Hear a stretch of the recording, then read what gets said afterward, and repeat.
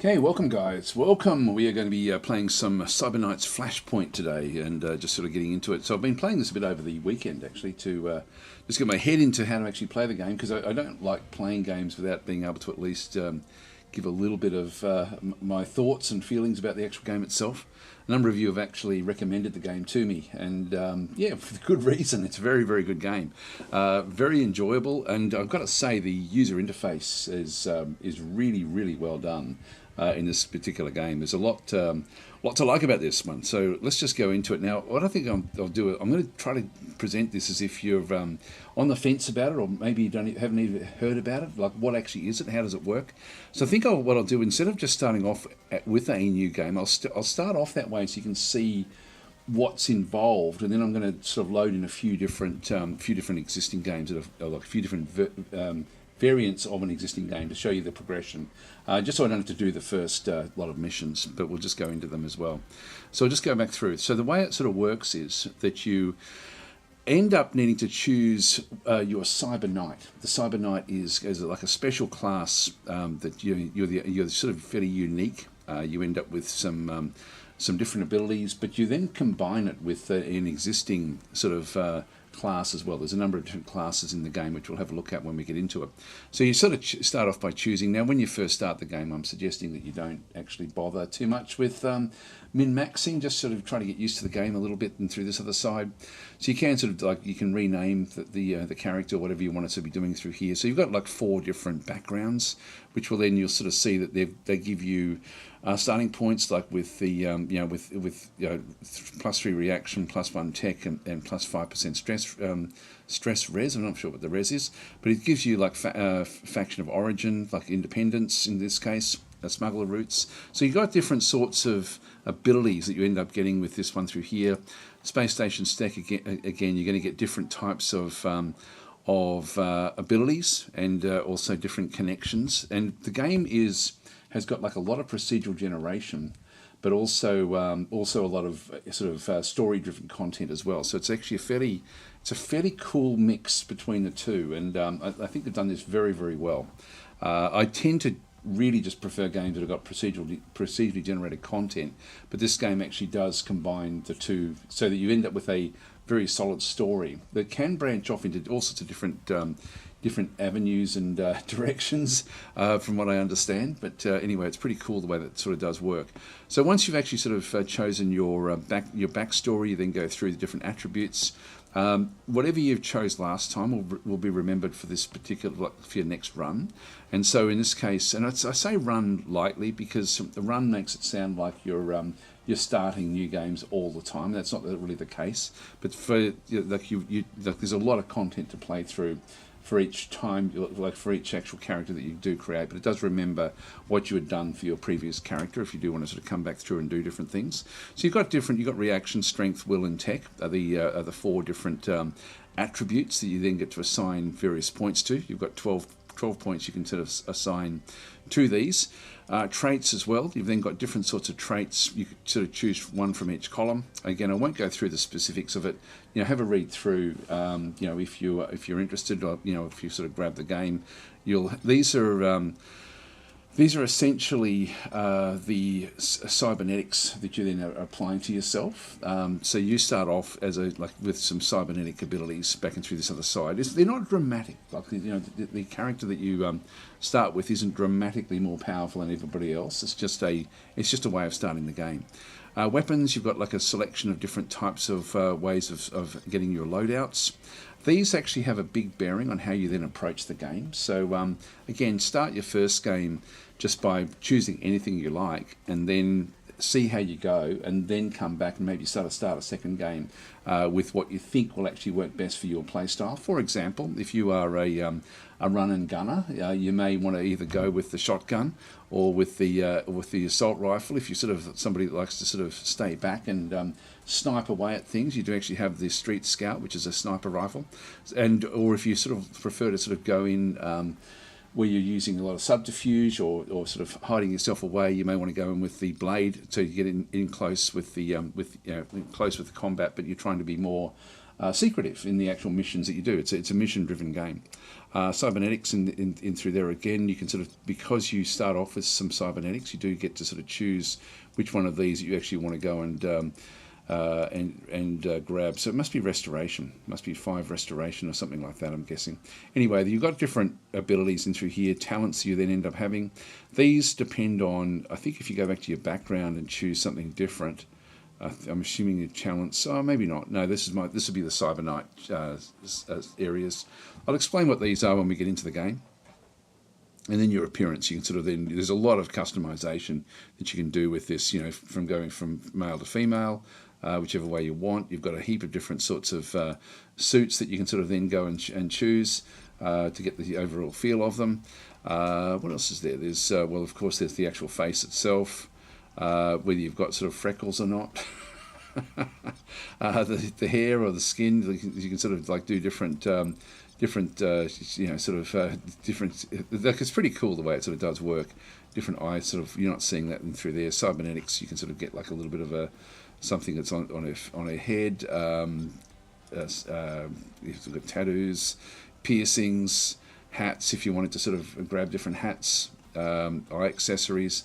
Like if we just go back with no eye accessories, that's how she's going to look through there. Masks, you've got a few different sorts of masks that you can sort of wear as well if you do want them. Not that they haven't. These are purely cosmetic. They're not going to change the way that the game is played. You've got a helmet as well that again is not going to give you any extra protection in a backpack if you do want to have like a backpack assigned to you. But you've got different. As I said before, you've sort of got different abilities with the way it sort of does work. With the overall customization of the actual character, which is pretty cool. So you then go next. I'll just go and continue to the team. This, I think, is actually something that is reasonably important when you actually do assemble your mercenary company. Now, you do start off with pretty much everyone in here, the way it sort of does work. Hi, Began, how you going? Saying I was just watching your Strategos video on YouTube. Yeah, no, it's pretty cool, that one there. Hi, Sketic as well, and Drowse and Guy Bellamy. I hope you guys are doing well.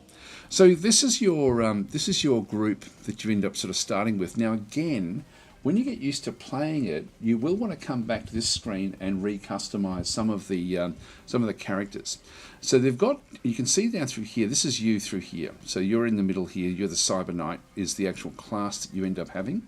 And so you can go back in and recreate your knight at this point in time. You can change your code name, just so that you've sort of got like whatever way you want to go with it. You can customize, you've got one hacker. You're always going to have one hacker. You can't swap them out. But some of them you can customize or swap. Now, a Vanguard is somebody, like, is a character that sort of sneaks around a lot. So you've actually got somebody that is fairly good at being able to sneak around the maps and sort of not trigger too many of the get different sorts of alerts, I guess. You'll see that when we get into the actual game itself. Face is somebody who is really sort of like looking after the base. So these are sort of like somebody that sort of is like the manager, I guess, is the way that I couldn't find much information about the actual Face class, but that is somebody, like, again, you've only got one of those. You've got one hacker at the start. Soldiers, you can swap them in and out as well. So you've got Etana, which is a soldier. Soldiers are run and gun units, and the sniper as well, which is a run and gun type unit as well. So you've got a couple that are going to be there for the heavy lifting, and you've got one there that can be used for a bit of heavy lifting. These are a bit of a hybrid between sneaking around and then actually shooting as well. So if we go into the swap and have a look and see what we can actually do through here, you've got two of them. You can either got an Agent X, so this is another one that is much more secretive with the way that they work. Again, I wish it would show you exactly what you end up getting, what the class actually does mean. But these are sort of like, I think Agent X is a bit more like a hacker / fighter, the way that they sort of then go and work. You can view the different talents that they have, like Line Crawler, White Noise, Glitch, and Shadows. So these are sort of like much more secretive. Then you can change the appearance there, of course, as well. If you go to Emil, you'll see the Jam Kit, luring characters, silence, and anticipation. These are all really important skills for the to actually take into combat. Particularly that you find that the Vanguard is extremely useful. I think if you're playing in a more secretive way, if you don't want to sort of trigger the various traps and things that then come into the actual game itself. If we just go back, if we go and have a look at the soldiers, what they can be swapped to. So you've got like 2 soldiers that you can actually then choose from in through here. Plus you've got a Sid, who's a gunslinger, who is more. And again, if we have a look at the talents, you'll see that the soldiers have got like Overwatch, Iron Grip, and Marker Sights, whereas both soldiers will have the same set of talents, but then the gunslinger will have Snapshot, Flush. So any enemy targeted, hit or missed by this attack is debuffed with minus 10% kinetic armor, etc., etc. All the sorts of little things that can then sort of happen. By the way, the little number there with the rotating thing is the cooldown when you use it actually in a mission. It's a turn-based game, and then you've got sort of like twin irons, and so have a read through this when you're starting the game, just to sort of see would you be better off to bring in a gunslinger or not. Just go back out again, and then you've also got this one here with the sniper.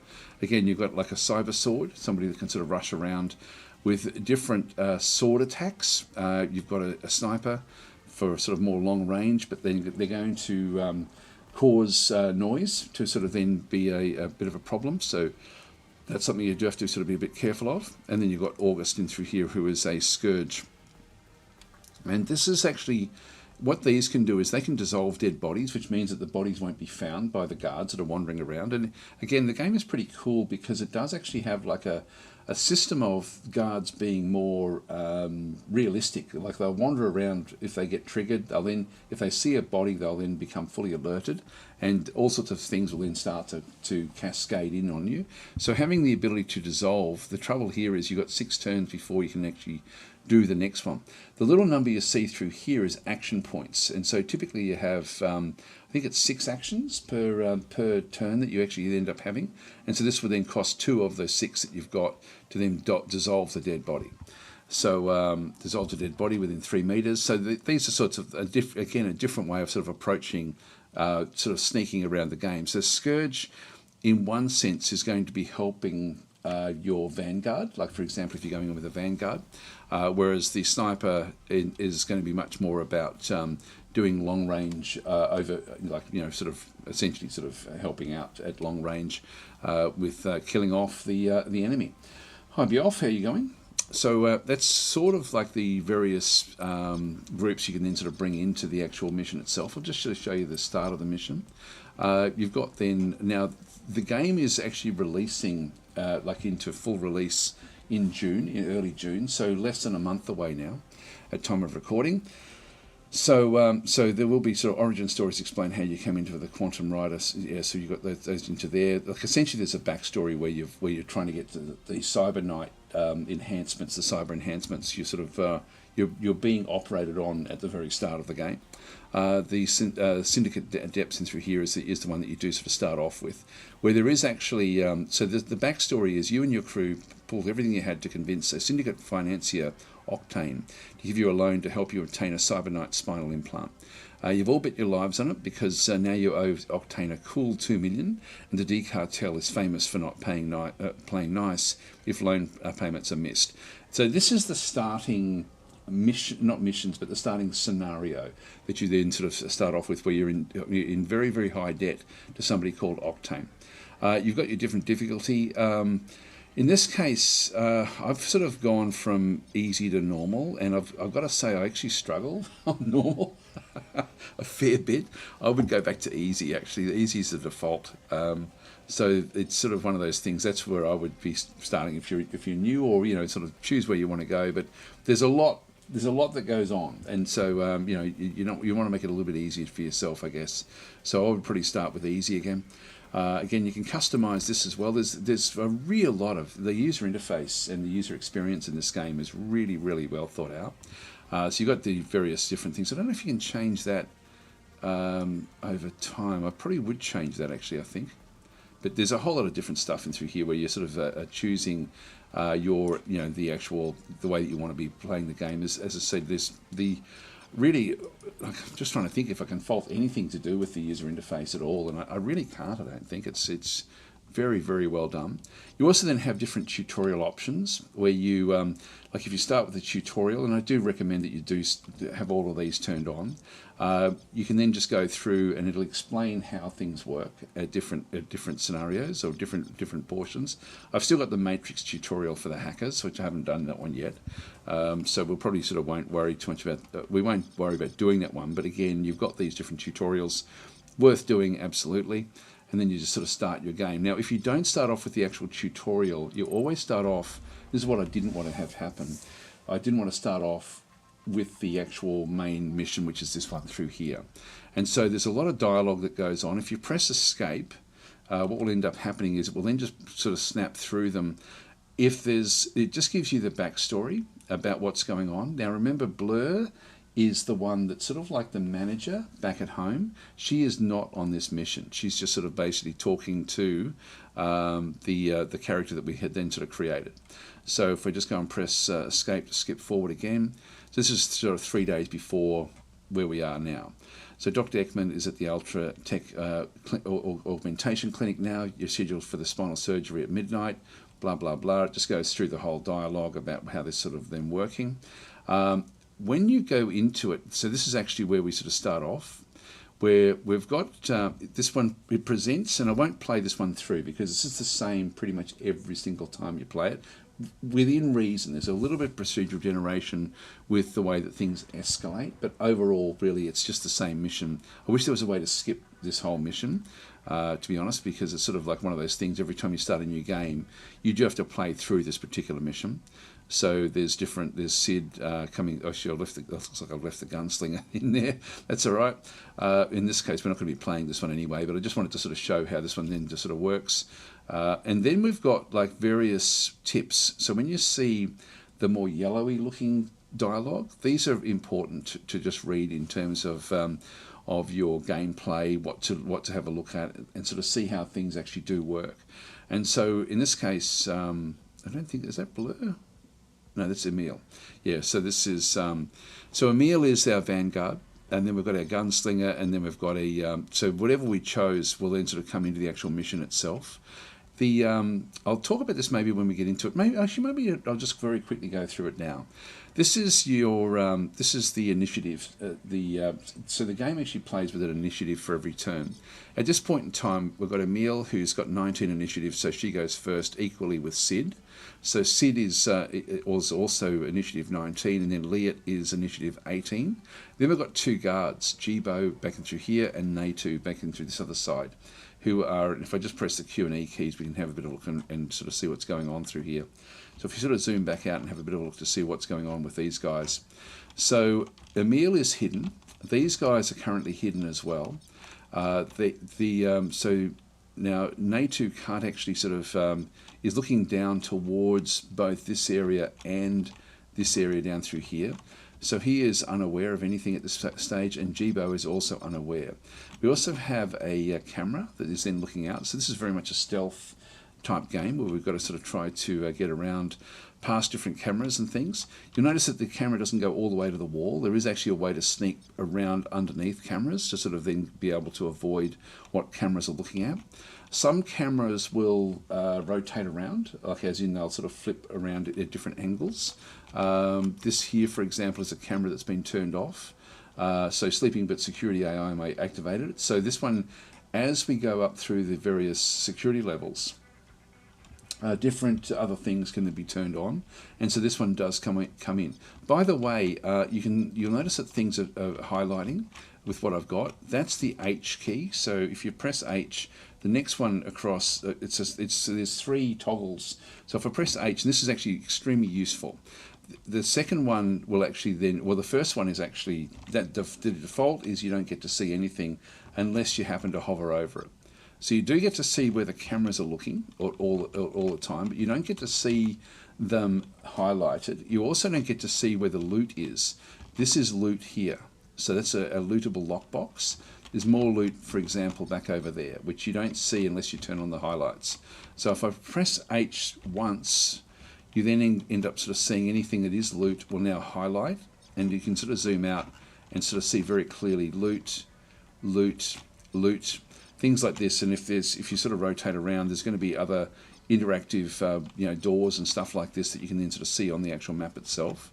So this is the sort of things that you want to at least have that level on, but you may also decide that you really want to see what everything that's going on. If you press the other H, you're going to then see permanently what the guards are looking at as well. So you certainly flick around between those different avenues, the way that they sort of then go and work. You'll notice that this Jibo is not actually aware of what's happening with Natu. So Jibo is not going to see if Natu gets killed, but there's some other aspects as well. So if I go back in, at the moment we've got Emil, who we're sort of looking at. When you have a look at their the weaponry that she has, she's got like a sword that she can make use of, but she'd need to run through where he can see her, which if they can get the kill in one turn, that doesn't really matter that much. But initially, that's she's not going to be able to get there. Like for example, if I go and run at her, if I go and do this one, you'll see there that she is seen at that point when she runs forward, and then she's heard there at that point as well.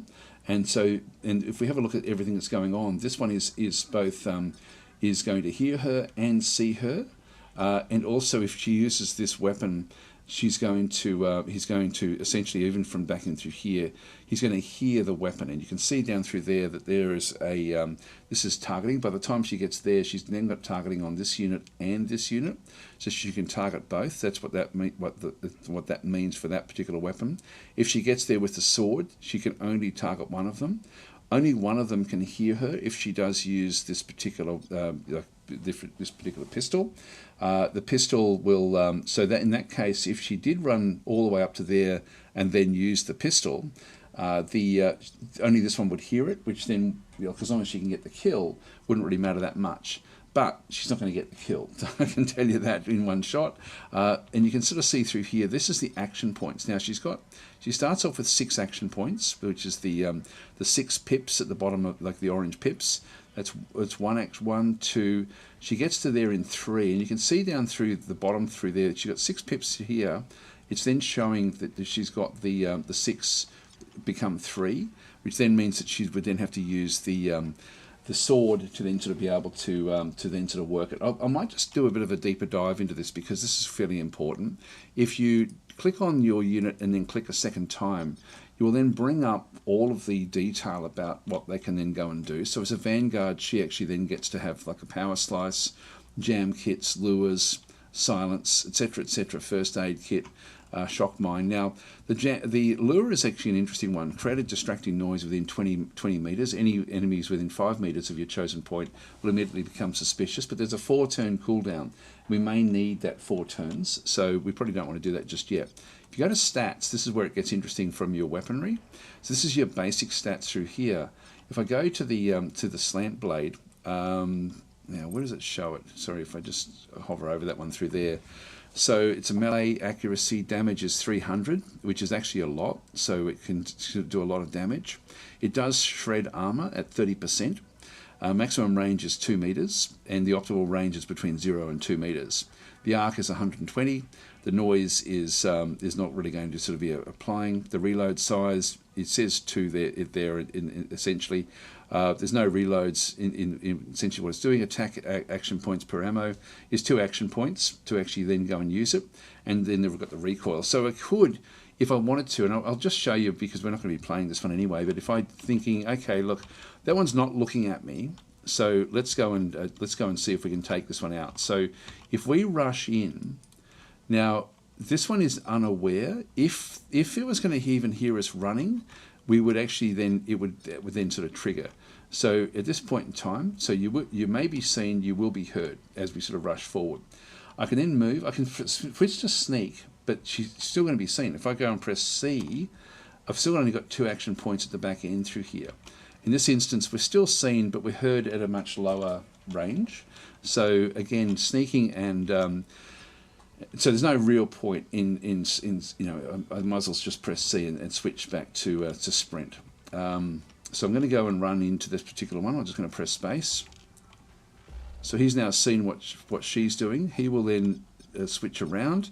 I'm going to choose my my weapon through here. I'm going to choose the sword, and I'm then just going to press the this attack with the slant blade. So for 2 action points. I can do this one here, which is used to, I'm not sure what the one is there. If melee attack hits, unleash melee weapon's power slice damage, and if a weapon has a power slice debuff, it lasts for the remainder of the turn. Now it's going to take 4 turns for me to reuse this particular ability. Let's just go with the standard old attack with the slant blade. At that point, we only have a 60% chance of actually hitting.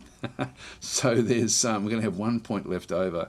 So there's not the greatest odds. Now there's no undo with this, so do lots of save scumming as you are playing the game. Just go and press you'll see there that the attack is just going to be the space.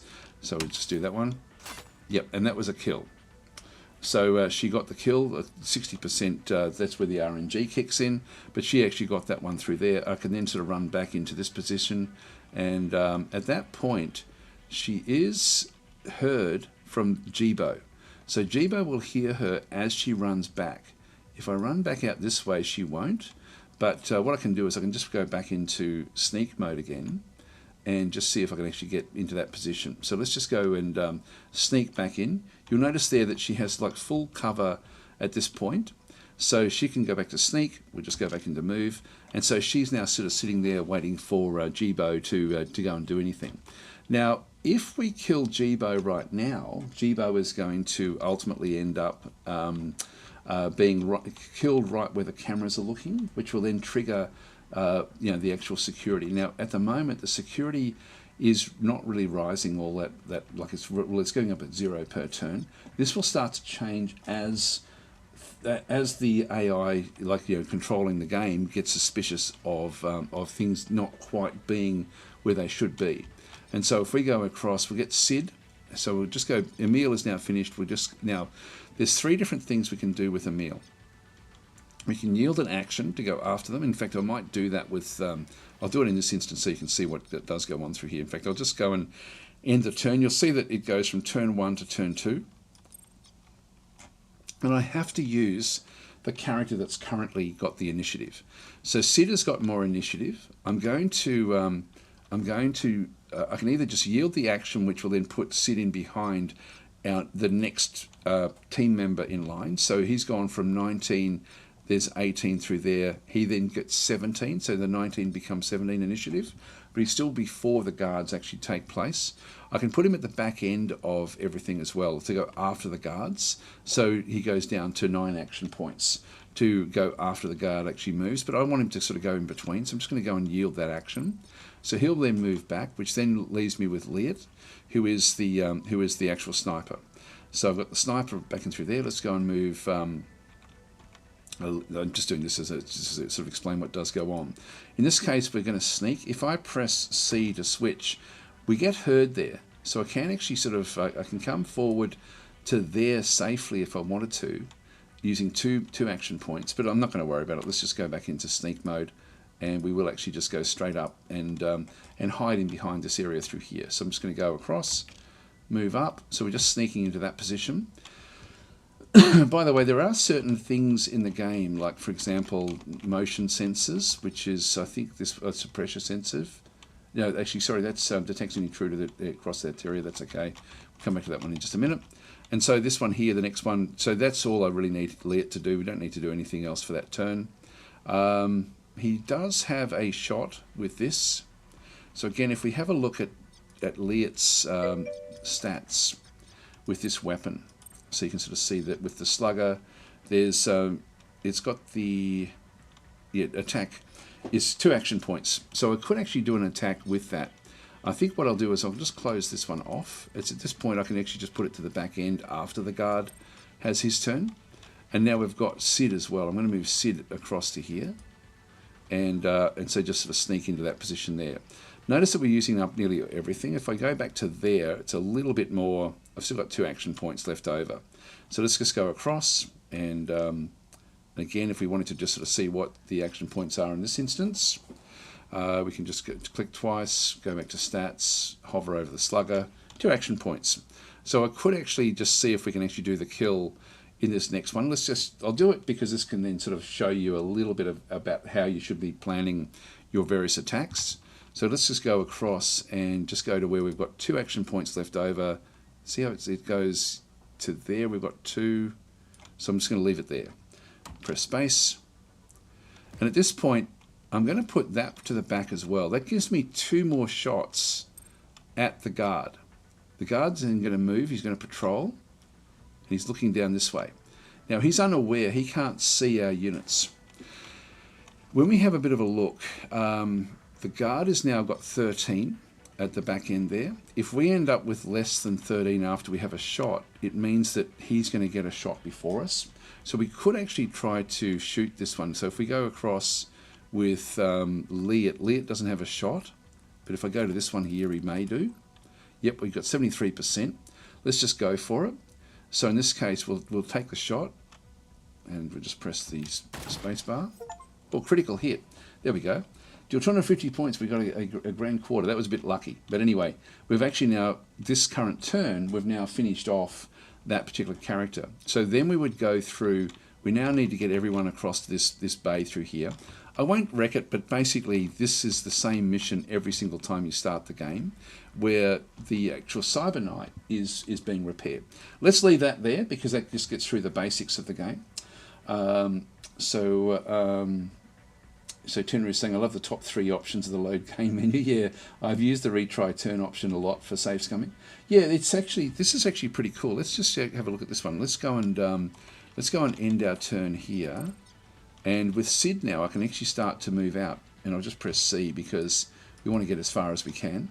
So I'll just go and get him to now use up the rest of his moves. And so we're sort of away from this particular camera.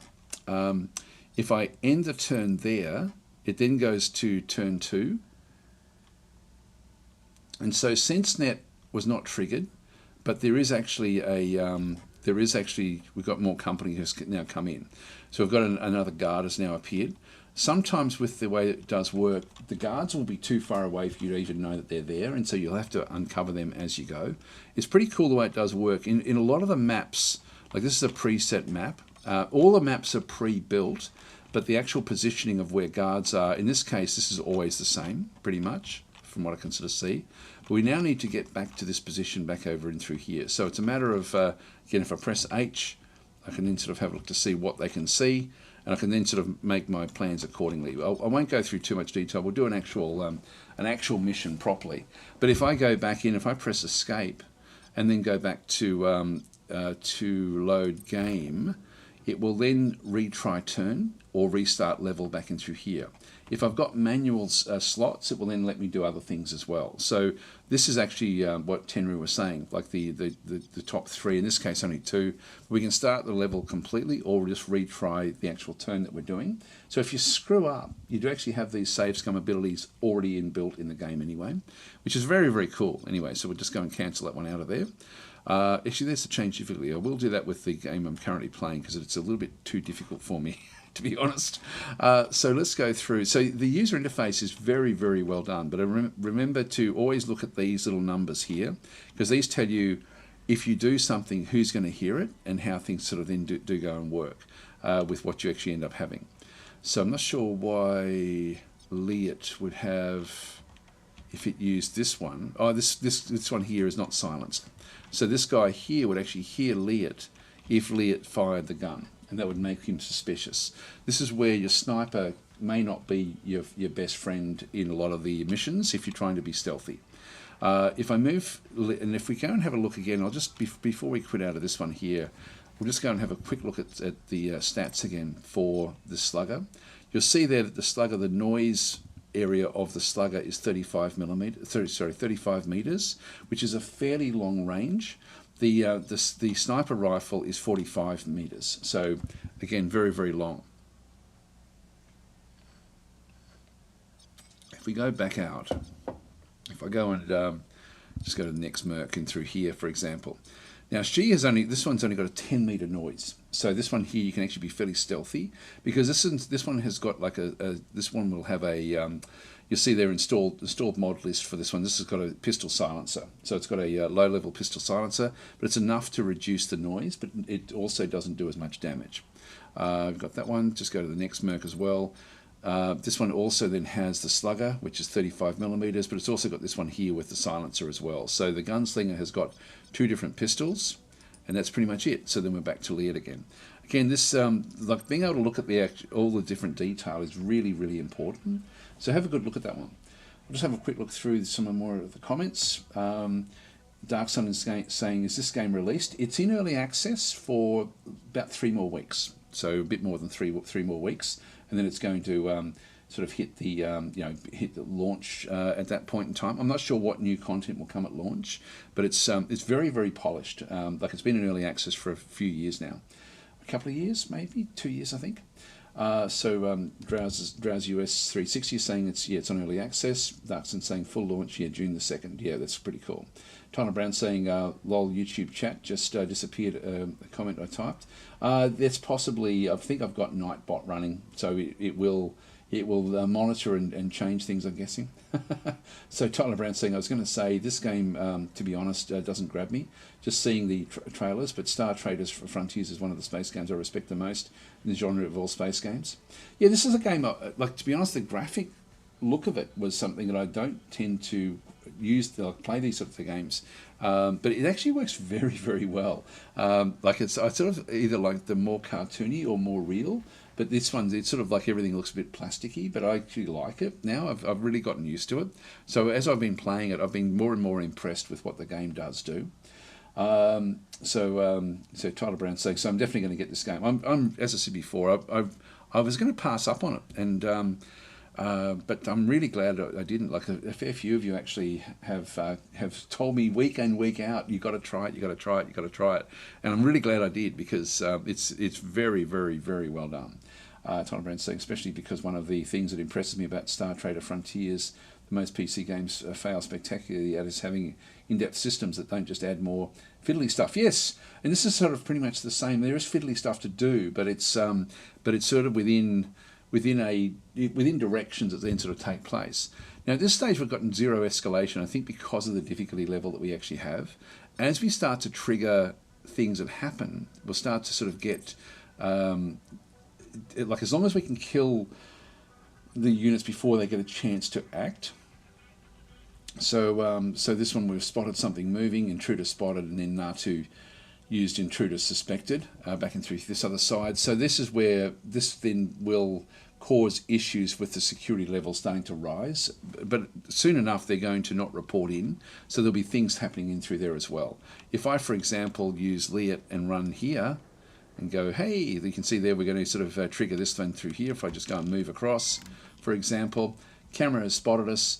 Now we're going to get one security level is going to go up, because the camera has now spotted Leat sort of running around doing his stuff back in through there. So that's that now is going to be one little tick against us, so we'll start to go up. Once we actually get the full escalation, that's then going to trigger something different on the map. So you're wanting to sort of try to keep the security levels as low as you possibly can, but still move through and do what you have to do in the actual map itself. Anyway, let's not play with this one. Let's just go back out. So we're just going to go in, and I won't bother. I'll just go back to the exit to the menu. And so that's, you always start off on that rooftop. So it's, again, I wish there was a way to skip past that one. Just so you can sort of get into the more procedurally generated portions of the actual game itself. If I go into load game, now there's that last one that we've got. I'm going to delete that game. Yes, delete. And so what I've got here is I've actually got one where I've got like a few different sorts of saves that have then gone and done. So this one was this is slot one, number one was the hospital rooftop. So I sort of used that slot for that one. I've then got a safe house when they first arrive at the safe house. In fact, this isn't even when they first arrive. This is actually soon afterwards. So I did the tutorial for the safe house and then sort of saved at that point. And I should have actually done it beforehand. I'll go and the last event is at the safe house as well. So I'll go and I'll do this one here where we've just got back from a mission. So this is actually the mission to sort of come back into the safe house. We'll just go and load that one in. This is after a mission, a procedurally generated mission, which I was very impressed with actually, just the way it sort of does look. So let's just go in and have a look at what's going on through here.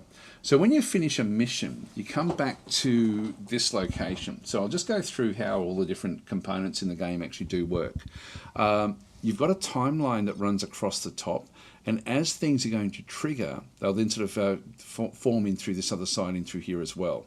So for example, Dade, who is our hacker, is going, in fact, if I go in, let's just have a quick, actually no, we'll do this one.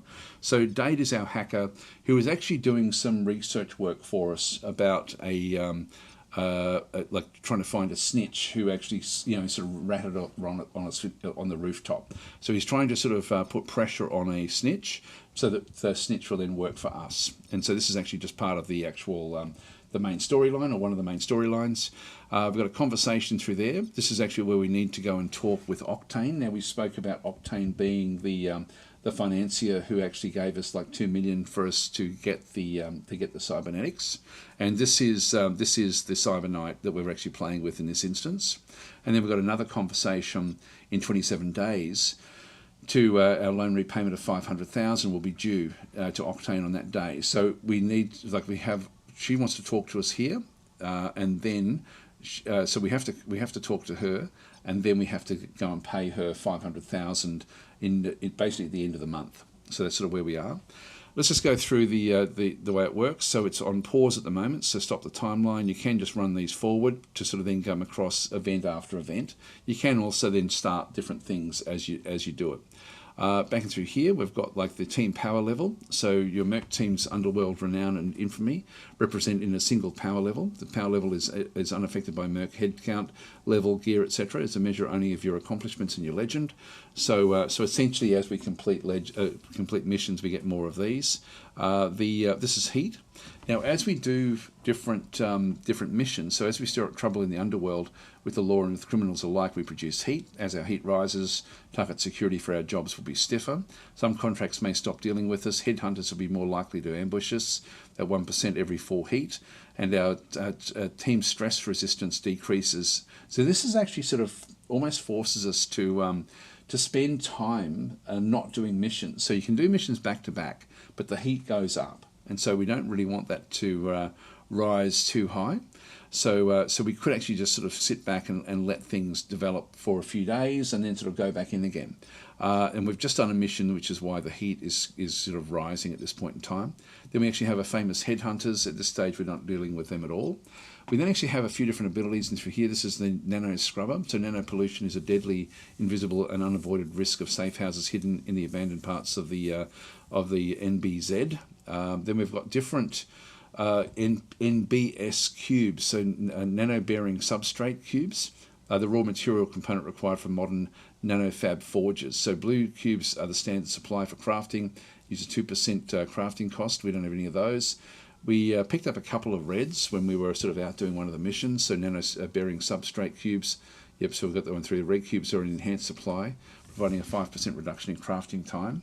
And then we've got these are the gold cubes. These are even better again. So they're sort of what we have. We're 25,000 in sort of United Digitals, and I love the tooltip for this one. So UDs, Digis, credits, UDARs, UDubs, dollars, bucks, creds, and letters. Very, very cool. I like that it doesn't just make you use whatever the terminology is in the game. It's sort of like you use whatever you want. Which is very, very cool. We threw that one through there.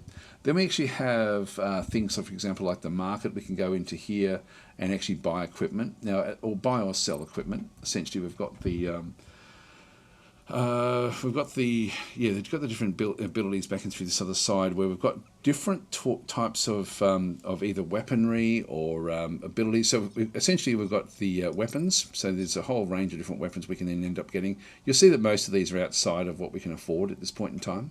We've also got mods for weapons. So these will actually then sort of improve various weapons that we end up having. We've got armor in through here as well that we can sort of go and pick up, again, outside of what we can afford. Different items, things like frag grenades, high explosive grenades, things like this. Like these are essentially like first aid kits coming back in. Cyber decks back and through here. I don't know what these do, to be honest, so no idea what these actually are up to. No idea. I think it's something to do with with hacking, I'm guessing, and then finally we've got programs. And I think that these are programs that we can then give to units, I think, and maybe sort of install them with the in cybernetics. So I think that's sort of how these actually work. These are, I think, that they're cybernetic abilities, and we may be able to even have a look to see actually sort of how these actually then go and actually work within what we're doing. So we can sort of bypass some of the leveling up. We'll get to the leveling up in just a minute. So I thought I'd just do a bit of a deep dive into what's going on. So that's the market. Then you've got your inventory. This is your own inventory where you can sell off different things. This is what we actually have. This is everything. There are filters with 19. We've got 19 things that are actually hidden. I think that's what we're wearing, or what we're taking, I think. If I just go to the filters, if I go and unselect that one, yeah. So if I go and unselect it, I think this is actually the equipment that we've got at the moment. So ready to equip or sell is going to then just show the stuff that we don't have equipped already. So we've just got different like suppressors and things like this that we can sort of then go and use. I think where it sort of shows the like this is sort of like showing who actually has got what. So for example, the high explosive grenades, 5 of them have actually got them equipped, and we've got 9 of them in stock. I think that's how that one actually works. And so similarly down through here, we've got 5 of them. 5 first aid kits have been assigned of 10 that are currently in stock. I'm just going to put my air conditioner on. I'll be right back.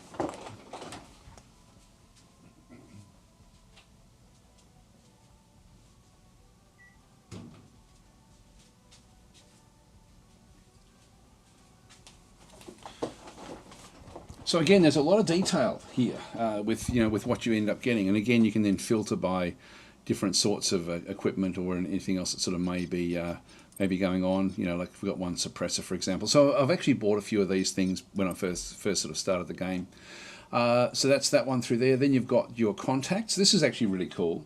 This is sort of like the people that you come across, and what you know about them. And so, for example, if we go down to, there's a few people that we sort of are dealing with at this point in time. Like, for example, we have Octane, who is the financier. So this is, if we go and click on her, we then get some detail.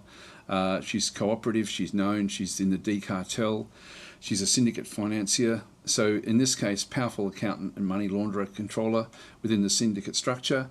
And so we have different abilities with these different people, and they all have their own area within the game. And again, these can actually then also be used to this gives you story within a procedurally generated context as well. So you can end up having like different people come across, like for example, Origami Joe is a gun runner. This is somebody that we've actually been buying equipment from, and so essentially he's making deals in the shadows under the level. A gun runner moves illicit military hardware. So I've actually bought a few weapons off him, like up to this point in time in the game. And so these are just essentially all the people you come across. So Pat Byrne, district captain, he's an enemy. So again, we may sort of find things where he tries to sabotage what we're doing or something else in through here. So this is just a list of people that we know in the game.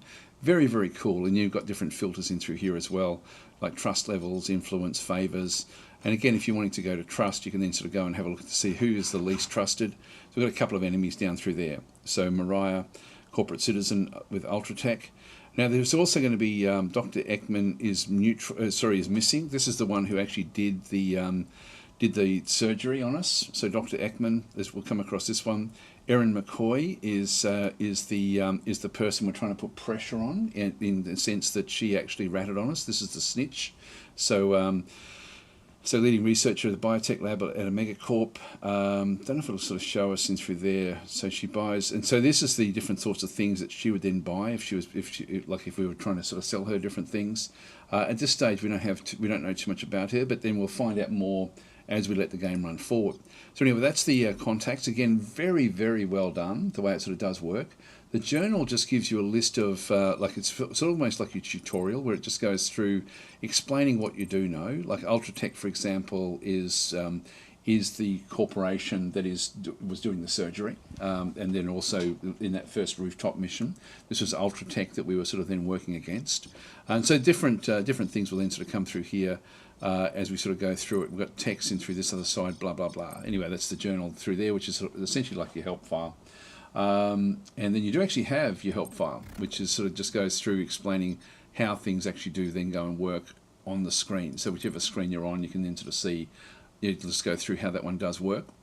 We then got the actual area itself. Now, the trashed rooms need to be fixed up, and we're doing 2 of these at once. We've got 2 trashed rooms cleaning these. You want to be working from the inside out, which is where the power levels sort of come. So your first one is the power in through this other side. Let's just go across. We've got the barracks. So the barracks, the command HQ, and the cold storage are all areas that are the top level of the safe house, and these always are here. And so we'll just go across into the barracks. You can see we've got 4 ready to train and 1 on legwork. So there's 5 ready mercs, but they're ready to be operated. Like there's different things. We've got 0 missions. This is where you sort of can then go and grab your missions and plan your missions. We'll go and get into that one fairly soon. And then we've got cold storage, which is where we sort of have, like, we store different files and things. Actually, might even just start there just to get that one out of the way. As we find different things, we can then sort of go and make use of these. So cold storage in through here, we've got concussion grenades. I think this will then allow us to, this is an item blueprint, which will allow us ultimately to start building these as we build up the actual safe house. So the safe house has still got a little way to go. So we've got different accounts, we've got blueprints, and we've got files in through there, as well as file sets. Just go back out again. So that one's not really important to us right now. The barracks, if I go, this is actually, I want to do, I'm sorry I'm not actually getting into the actual gameplay itself. I'm just really going through all of the different aspects of the game. But I'm just thinking that if you wanting to get a bit of a feel for what the game has got, then this is probably the way to do it, I think. So we've got, you can see after we come back from the mission, we've got different level ups we can then go and do. And I really want to get these done before we go and do anything. So Dade is on legwork at this stage, so he's actually performing that one. We've got a few that are ready to train. Aaron is actually ready to train with 1 skill, and he's also got there's a conversation with him that needs to be done as well. The Violet didn't go on the mission, so she's just sort of doing what she's doing. Let's just start back in through here. So what we end up having is when I click on Willard, and I won't go through all the other aspects. This is the same stuff we saw in game with the various different weapons, and I can change them across. I can sort of switch them out for something else if I'm thinking I prefer to be doing something different with the actual loadouts itself. But if I go to the class training, this is actually pretty cool in the game. So I've got two points to spend in training. This is where I think that some of those other things will then sort of kick in, where you can then sort of apply different like sort of blueprints to the level up itself. And very, very cool the way it does work. With your Cyber Knight, you can actually add a multi-class. So you can actually go and you can see that we've got like a training points. We've got 2 unspent points. We've spent 9, we've got 11 left, and we've got talent limit of 4 of 5. So I can get myself a new talent. A talent is one of these things. So as I sort of come back in to various aspects, this will then give me new abilities in the actual game itself. Now I've been sort of heading out towards this other direction. These all give me different things. This is a pre-computed advantage. So buff yourself or a teammate within 35 meters with plus 12 initiative. So I can actually push the initiative of a unit up to make them actually have a turn first, which can be very, very important. So I've actually been fleshing these out to get more of the sub areas within this as well. So we've got that one through there. Then I've got this one through here, which is the interference spike. This debuffs an enemy within 25 meters with -6 initiative. So again, if we have to, I can then use this when it's the Cyber Knight's turn, Moki's turn, to actually then be able to debuff a unit. There may be others. So for example, I may be able to get to that one, then get this one over through here. This is Tactical Surge, so buff yourself and any teammates within 25 meters with 2 action points immediately. That's pretty cool. Let's just go that way. So we've got disconnected nodes not trained, so we can't actually train that one. Let's just go and press escape. But if I go, I've taken that one. No, I can't get that one. Sorry, I've only got 2 more actions, so I'll just go and hide that one. So this one here, the yellow is okay. I can get this one here. So I can't go across there. I could go, what's this one here? This is Downer. When scoring a critical hit, debuff target and nearby enemies within 6 meters with -10% evasion and -2 initiative until the next turn.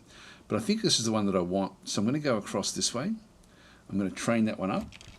And that one's just giving me +1 will and plus 0.1 action points at this point in time, which won't really impact what we're doing. And then I can just go up into here as well. So I can now train this one, +1 strength and +5 hit points. So we're ready now. That's all we can really do. We've now used up all of our points. And next time he levels up, I can then go back into this other side through here. What I can also ultimately do with him is actually go and change into a multi-class. This is a good way for you to sort of see the different classes that you do actually have, which does give you a description, except for the face one. So again, if we look at the Scourge, we're going to get exploring some of the most terrifying capabilities. So we can end up getting different abilities of this second class. Gunslinger in through there. Hackers, Vanguards again, so this is like dedicated to stealth. Agent X is high-tech killers, things like this. So we can go back if we wanted to do like adding a multi-class to our Cyber Knight. So the Cyber Knight allows you to then have these multi-classes. You can see there this is actually in quantum, this is heavy armor, and this is survival. So these are the various aspects you end up having. You also then have a preview in through here actually. Yeah, this is the order of upgrades that were done. Now the first few, like 1, 2, 3, 4, and then that's what we started the game with essentially, and then we go like with I did like 5, 6, 7, 8 to get like extra abilities in, tried those. 9, 10, got that one. 11, 12 is what we just did through there. So we're getting, it shows you your progression of what you thought was important. Like, so if you come back to the game at a later time, you can then think, okay, well, it looks like I was heading out this way. Like, next time if it's, if I don't play for a few days and I've got a terrible memory, at least I'll then know, if by looking at this one, to think, okay, well, I was heading out that way, so I must be that must have been part of the plan. All right, so there's our implants we actually have as well. So again, the user interface is really, really good for this sort of game. Like it's incredibly good actually. So we've got different things like recommended to implant. I could go back for more cyber surgery. I don't think I can do it as such. So this is actually where we can actually then go and add in the various. This is what we currently have, I think. So we do actually have. We've got one implant available there. We've got empty slots in here. What have we got? I wonder what we've got through there. So we've got the empty slot. I can install different things in through this other, like a fast brain slot, deep brain, spinal, skeletal slot. Let's just do it, I guess. Yeah, aluminium bone. This is only level 1. I don't think I'll worry about level 1s actually. Let's just go and not put that one in at this stage. But we can actually, because he's got cybernetics, he can actually then have different abilities that then added to him. Actually, that's only level 1. That one gives him plus 60 hit points. Let's have a quick look and see. If we go and install that one, what does that one give? Plus 10 hit points, strength of plus 3. This one here. Matrix link. It's multiclass. Yeah, it's just going to give me better wound. This one here, if we just go back and install this one. Gun link. Install this, you will immediately train in the gunslinger class. Okay, so that gives me the gunslinger class. We may have found these different things. Let's just go across this one here. So we've got the Chem Hive. So surgery recovery, that's the Scourge class. That one there is Agent X class, back and through there. So we start to immediately train in that sort of area. And then neural toner and through here. Harden your system. So this one is surgery recovery. Yeah, well, look, I won't worry about them for just now. We'll sort of wait until we sort of get some other things. Let's just get back out of there. So each of these you then sort of level up the way that you want them to go. Again, Aaron is the soldier. We've got one conversation that we have to then go and do in one day, 6 hours left to do that conversation. But let's just go across into his talents, or sorry, his upgrade. Where is it? There we go, class training. And so he'll have a different set of abilities as well. Like, and so as we want to start bring things across, we've got tactical broadcast back and through this other side, full auto back in this other side as well. where we can sort of have a bit of a look to see, you know, what else can we sort of go and grab. So if we were heading up this, I've only got one more training point, but what's this one here? Covering fire, any enemy targeted, you know, won't worry about that one. What about this one over this other side? So savagery, when killing a target, gain 25% critical hit chance for the remainder of the turn. It's probably not really all that important. This one here is Overwatch. What I might do is actually go and get more of the skills. I've got this one through here, which gives me Overwatch gains +1 maximum charge. That one there is Overwatch recharge weight is reduced by 1. This one here is to you gain 10 extra degree increased firing angle and 10% of the ballistics. This one down through here is when using Overwatch you gain an extra 10% ballistic damage. Yeah, let's go and train that one. So that just gets him that one out of the way. So we'll just do more Overwatch stuff with him. So just go and exit and exit again and exit again. So that's him. That's the soldier. The sniper, ready to train 2 of them as well. So just the class training. So again, in this one here, we've got this. This one is Death Watch. So until your next turn, using a single shot weapon, gain +10 all range accuracy when taking up extra slots. So that's the remote support alpha kill. Let's just go and escape that one. So this one here, we've already got 2 of these. We've got the hit streak. So if your attack deals damage, start a hit streak or extend your streak duration. Again, I can sort of get more of these things as well. Let's just go back into here. Pathfinder. Engage Pathfinder, make no sound. Now this is actually, I'm thinking I'm going to grab, is there anything else we really want? Like, because I could grab this one here. Perimeter Eye, so scope of yeah, but I don't think I'll worry about that one through here. What's this one over this way? I can grab this as well. If this attack kills your target, immediately reload. Yeah, that's actually pretty cool. Let's go and do that one. So we'll just go back across. We'll train this one, and we can now go and train this one as well. That now takes up all 5 talents that currently we actually have. So we'll leave that one where that is, and again we'll just go and escape. So he's actually now done, and then we have Emil, and we'll go into class training through here. So she's the Vanguard. So she has things, for example, some of these are really, really useful. Like this one here, for example, is the Jam Kit. And so what this one here, disable a level 1 security device within 12 meters. Now I can actually do this one, will then make it so that it goes, we get it gains 1 maximum charge, which I think would be really, really useful. Let's just exit though and just see if there's anything that we want for her. So that's blend. This is actually reality mesh. This is projection. Again, it's going to take me a little bit to get up into this one here. This one here is sort of moving stealthily. And so this one here, if I did this one, it would actually be engage silence. So that would actually then reduce the turn timer. That one will then sort of get more sort of abilities with that one through there. I'll just go and press escape there. And then we've also got this one here, lure. It's actually this one's a good one as well. All of these are really good. So I think I actually just sort of, and then we've also got anticipation. Now that one there again, getting the recharge weight down is actually pretty cool. It's 5 turns then, but let's go with yeah, moving silently. I think I'm going to train that one. Okay, so we've got that one done, and we'll go this one as well. This is lure. Well then. Any enemies within 10 meters of your chosen point will immediately become suspicious. Lure area of effect range is increased by 5 meters. That's not really all that great. Gain 1 extra charge there. This again can be quite useful. So an extra charge there, or Jam Kit, probably the Jam Kit I think. So that one disables this. We get 1 extra max charge there, and we get a max charge there. But this one then leads to reduced time. This one here increases the range. Let's go this way here. Just go and train that one. So that's now everything done with her. So that's all of the training done with these guys.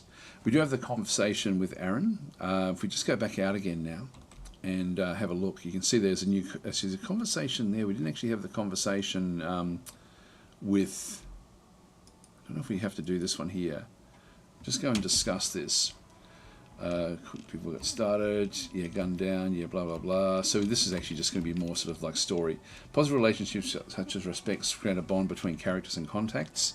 So again, there's so we're getting more connection between Blur, who again is the manager, and one of the soldiers. Benefits of hype, so reduces stress. Yep, so there we go. So that was actually cool. That was just a bit of a conversation. So again, that's now done. It was not a major conversation that we had to have.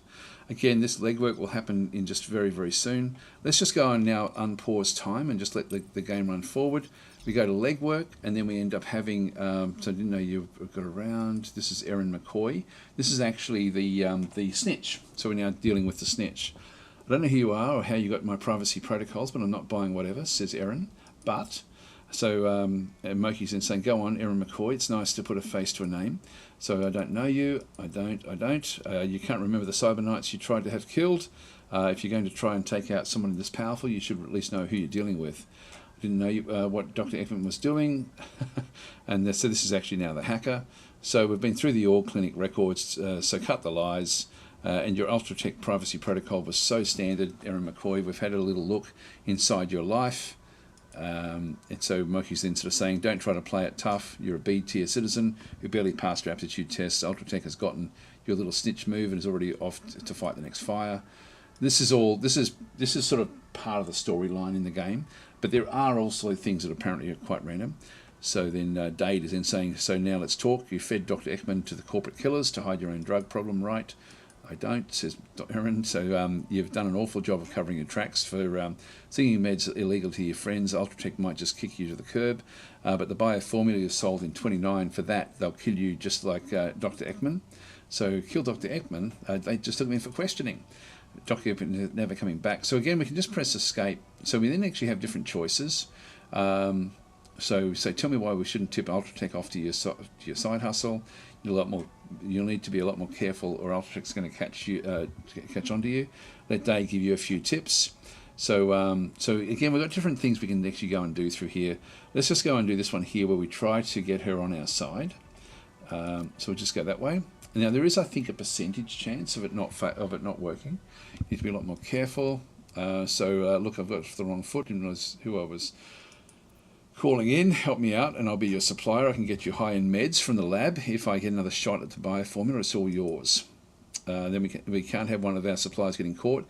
You need some remedial training on how to work in the shadows. There we go.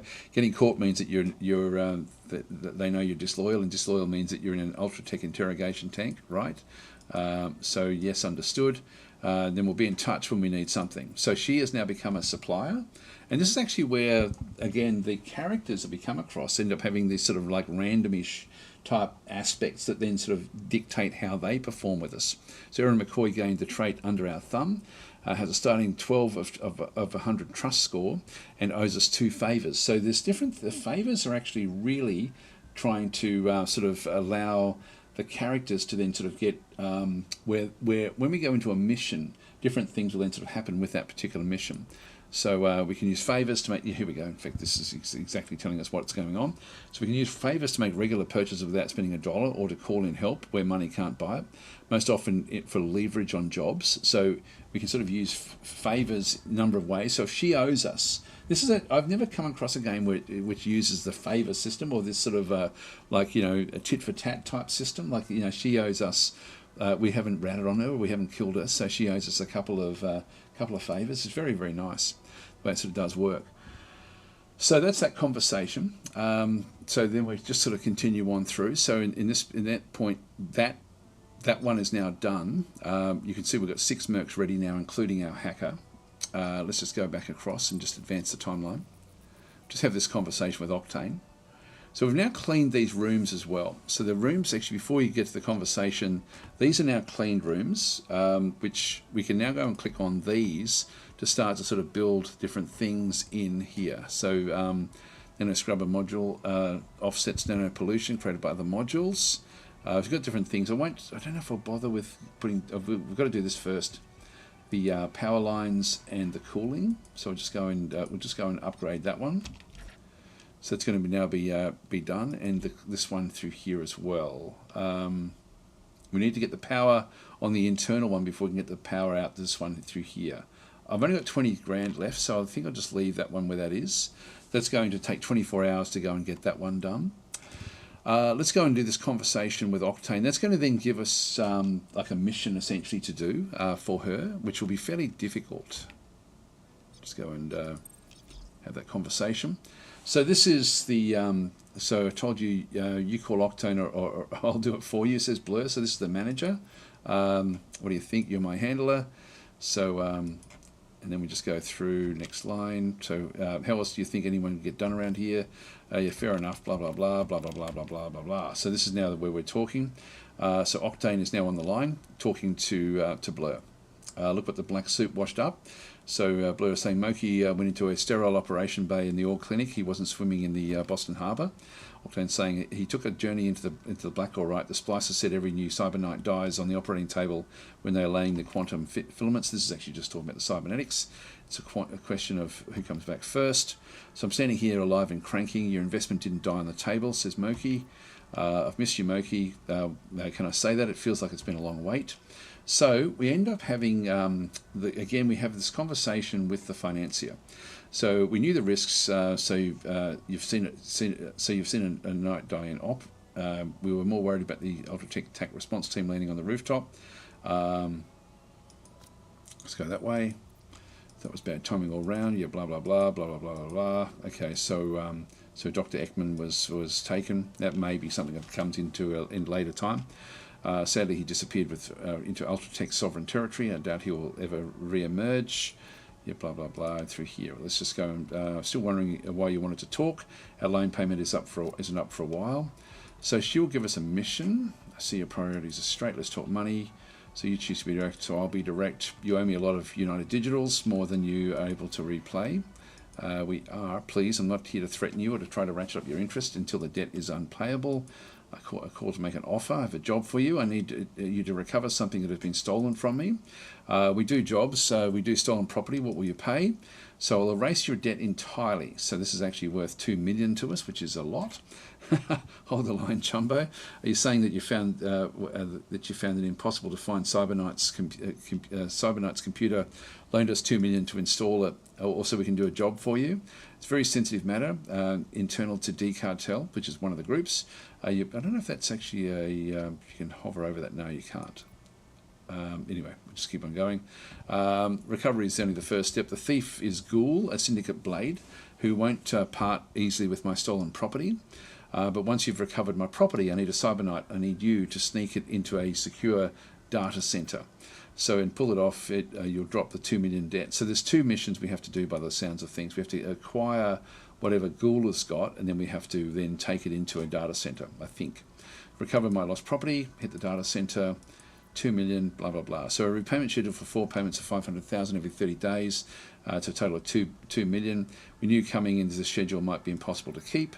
So we can either accept it or reject it. Let's just go that way. Let's just go and accept it. And so this will then give us more missions. And again, if I just go and press escape, we can then just sort of snap through this one through here. So again, the important ones are the yellow ones. So Octane's Haven Smokeout is ready to be planned at our Command HQ. Additional conversations and options for each job are available at the Command HQ as well. So this is actually now sort of just stepping us through how to actually use the safe house. So Octane's Haven Smokeout is ready to be planned as well. So in fact, it says it there again as well. Yeah, we can't pass that one up. So we'll just press escape. I'll just sort of try to get through all of this commenting. Make the choices. We'll just get through that one through there. We need to investigate Octane's power plays inside the D-Cartel. Is she leading us into more trouble than we can handle? So we've got this one here. We're too short on mechs for legwork right now. We can do the legwork. Where did the zombie computer really come from? So let's go and do the legwork. And so legwork is essentially where we use one of our agents or one of our mercs to do something. Now we can assign.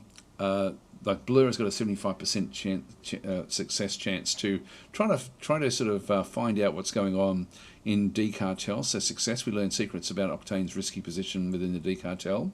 And failure is 20 heat. So we've learned the secrets but caught in the dragnet.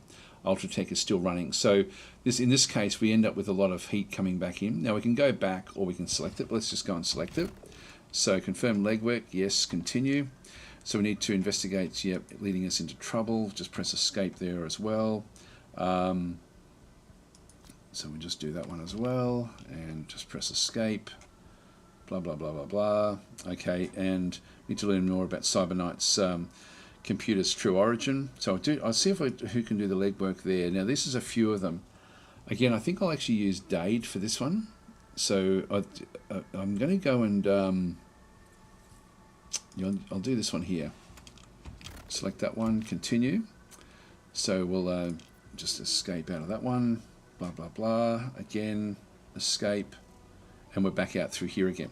So now we're seeing in 7 days we're going to get the information here. Now we've got the pending heist. So high stakes mission. This high stakes mission and unique opportunity will not likely occur again.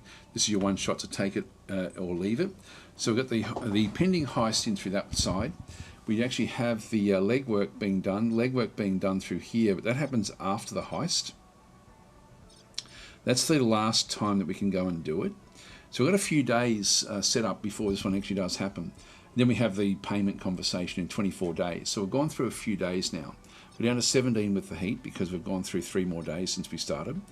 Now we've got in the command HQ, we've got 4 ready mercs. We've got 1 new mission ready, and there's 2 tasks in through here. So we have a bit of a look inside this area. We haven't looked at this yet. So we've got 5 days left to do this particular mission in through this other side. Actually, it does require hacking, unfortunately, and Dade is not going to be available. So this is against Ghoul, and the client is Octane. Let's go and do another mission instead of this one. So let's go back out and see if there's... we've only got the 1 mission available at this point in time. We can sort of go and have a look at this one and start to go into mission planning if we wanted to, which then allows us to do different things. For example, violent diversion, so cancels any reinforcement deployment by so a local. So this one here is active leverage. I won't worry about that one just yet. Let's just go back out. We've got prepare 4 mercs to deploy, but we're not going to be able to send in Dade at this point in time, and I would like Dade to be part of that, I think. So let's go and find another mission. So the way that we can get other missions that aren't actually this particular mission, and we can just go back, because we've still got 5 days and 12 hours before that one kicks in. I'll just read a few of the comments now. So Atomic Ant saying, I'm getting Cyberpunk meets XCOM vibes from this. Very, very much so. So Sundog saying, been waiting for this game for ages. Nice to see it played it on Twitch finally. Yeah, no, it's pretty cool actually. Is it out of early access yet? No, not the 2nd of June is when it comes out, and that's what Tenry is saying there. Back on YouTube, I think we're okay. So Brunaldi's saying this looks promising. Erin looks like a snitch. Yeah.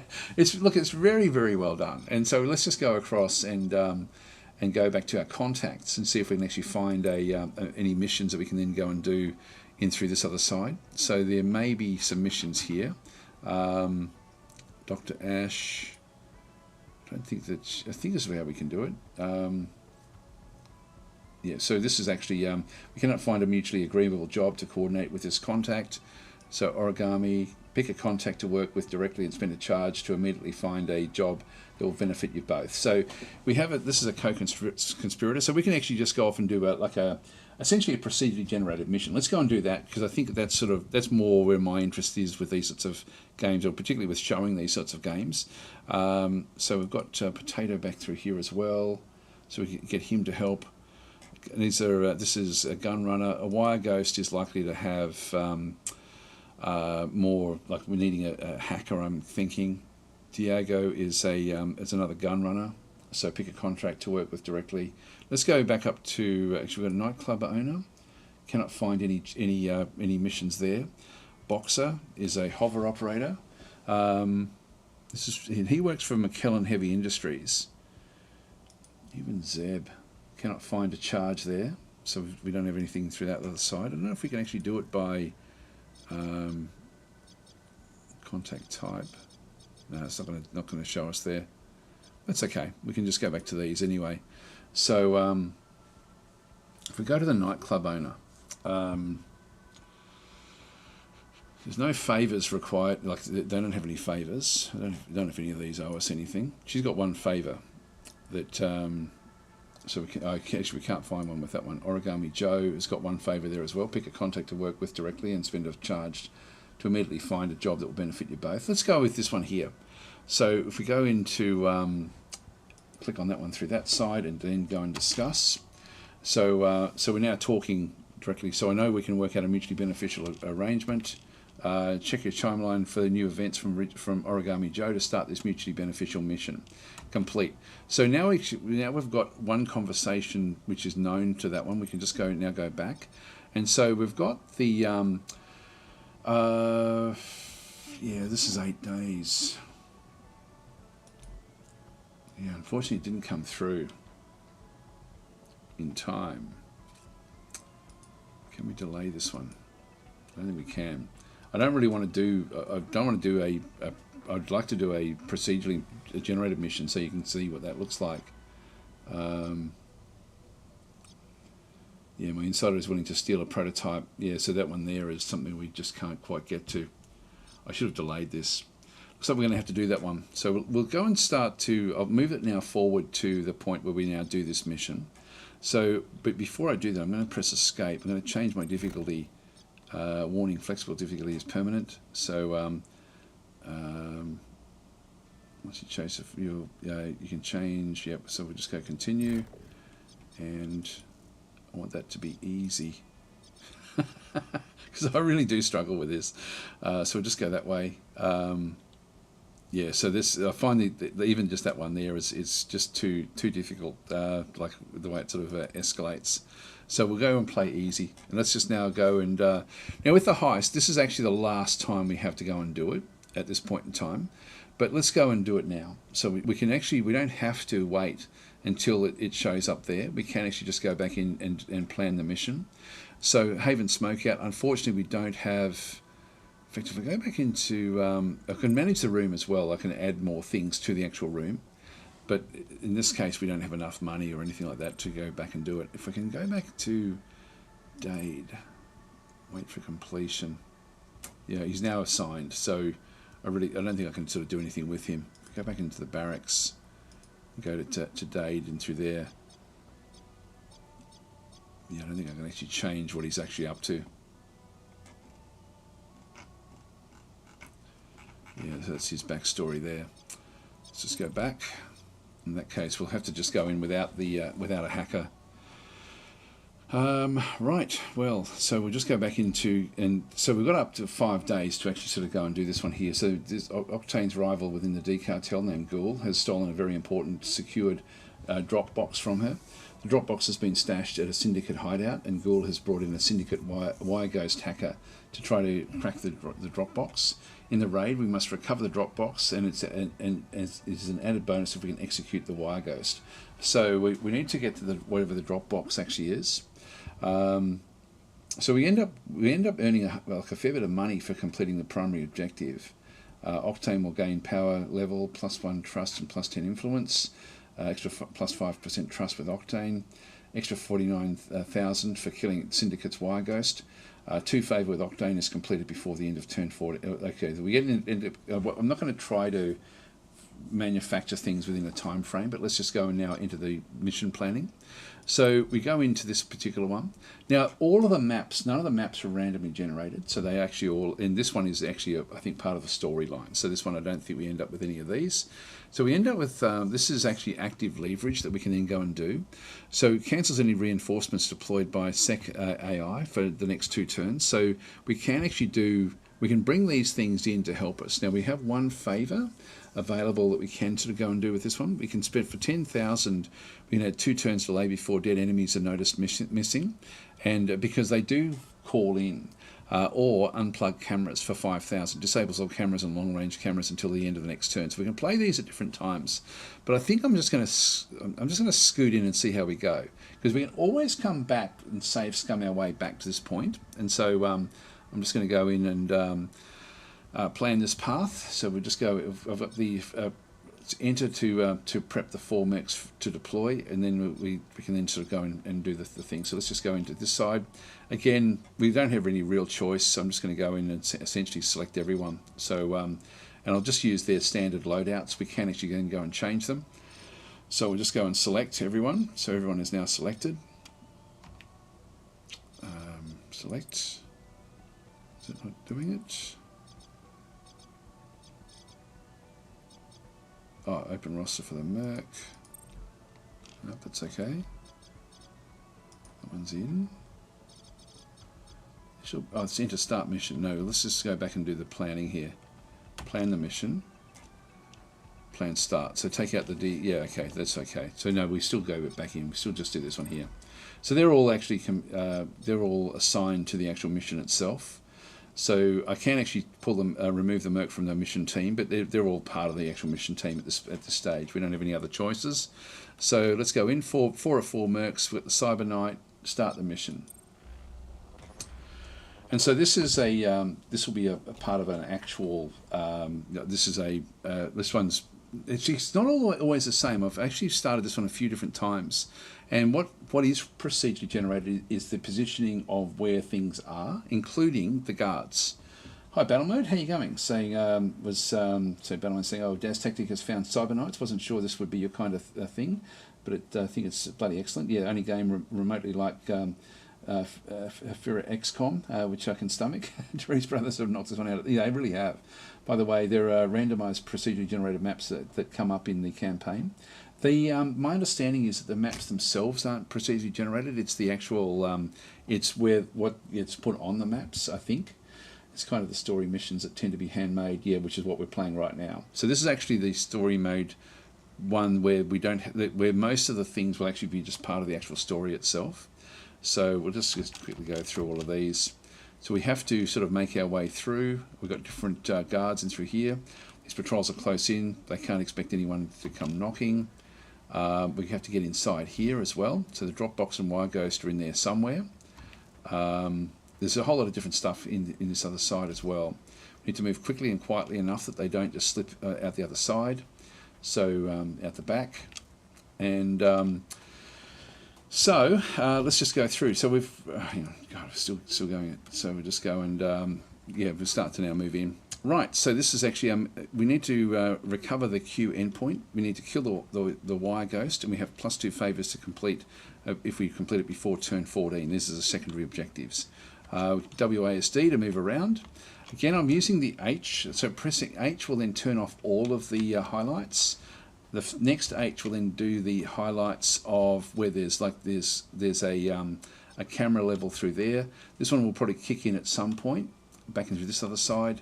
We've then got, we can see that if we do different things at this point in time, if we use this gun, this one will then hear it. So we can sort of have a look at different aspects. This is a hacker-only thing, unfortunately, which we didn't actually bring in. We have lootable lockboxes, which we'll be wanting to go and get to. We have the... yeah, these are the various units back into here as well. Like these are various units. If we have a look and see, there's got 30% armor. Just look for anything that's a bit more powerful than the others. These are just standard. 36% armor there. Still not really going to be all that damaging for us.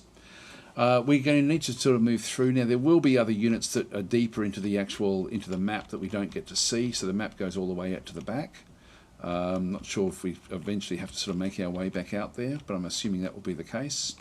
Again, more things that can then switch on. There's more cameras there as well. So this one here is adds +1 security tally if tripped. So we have to be careful of those. We do want to get into this loot as well. If we just go and rotate around, we're not close enough to see exactly what's going on through there, but there is actually like laser wires in through that side. There'll be something else in through there as well, I'm guessing. There's a motion sensor field. If we can sneak past these, we don't. As long as we're not running, we don't trigger those.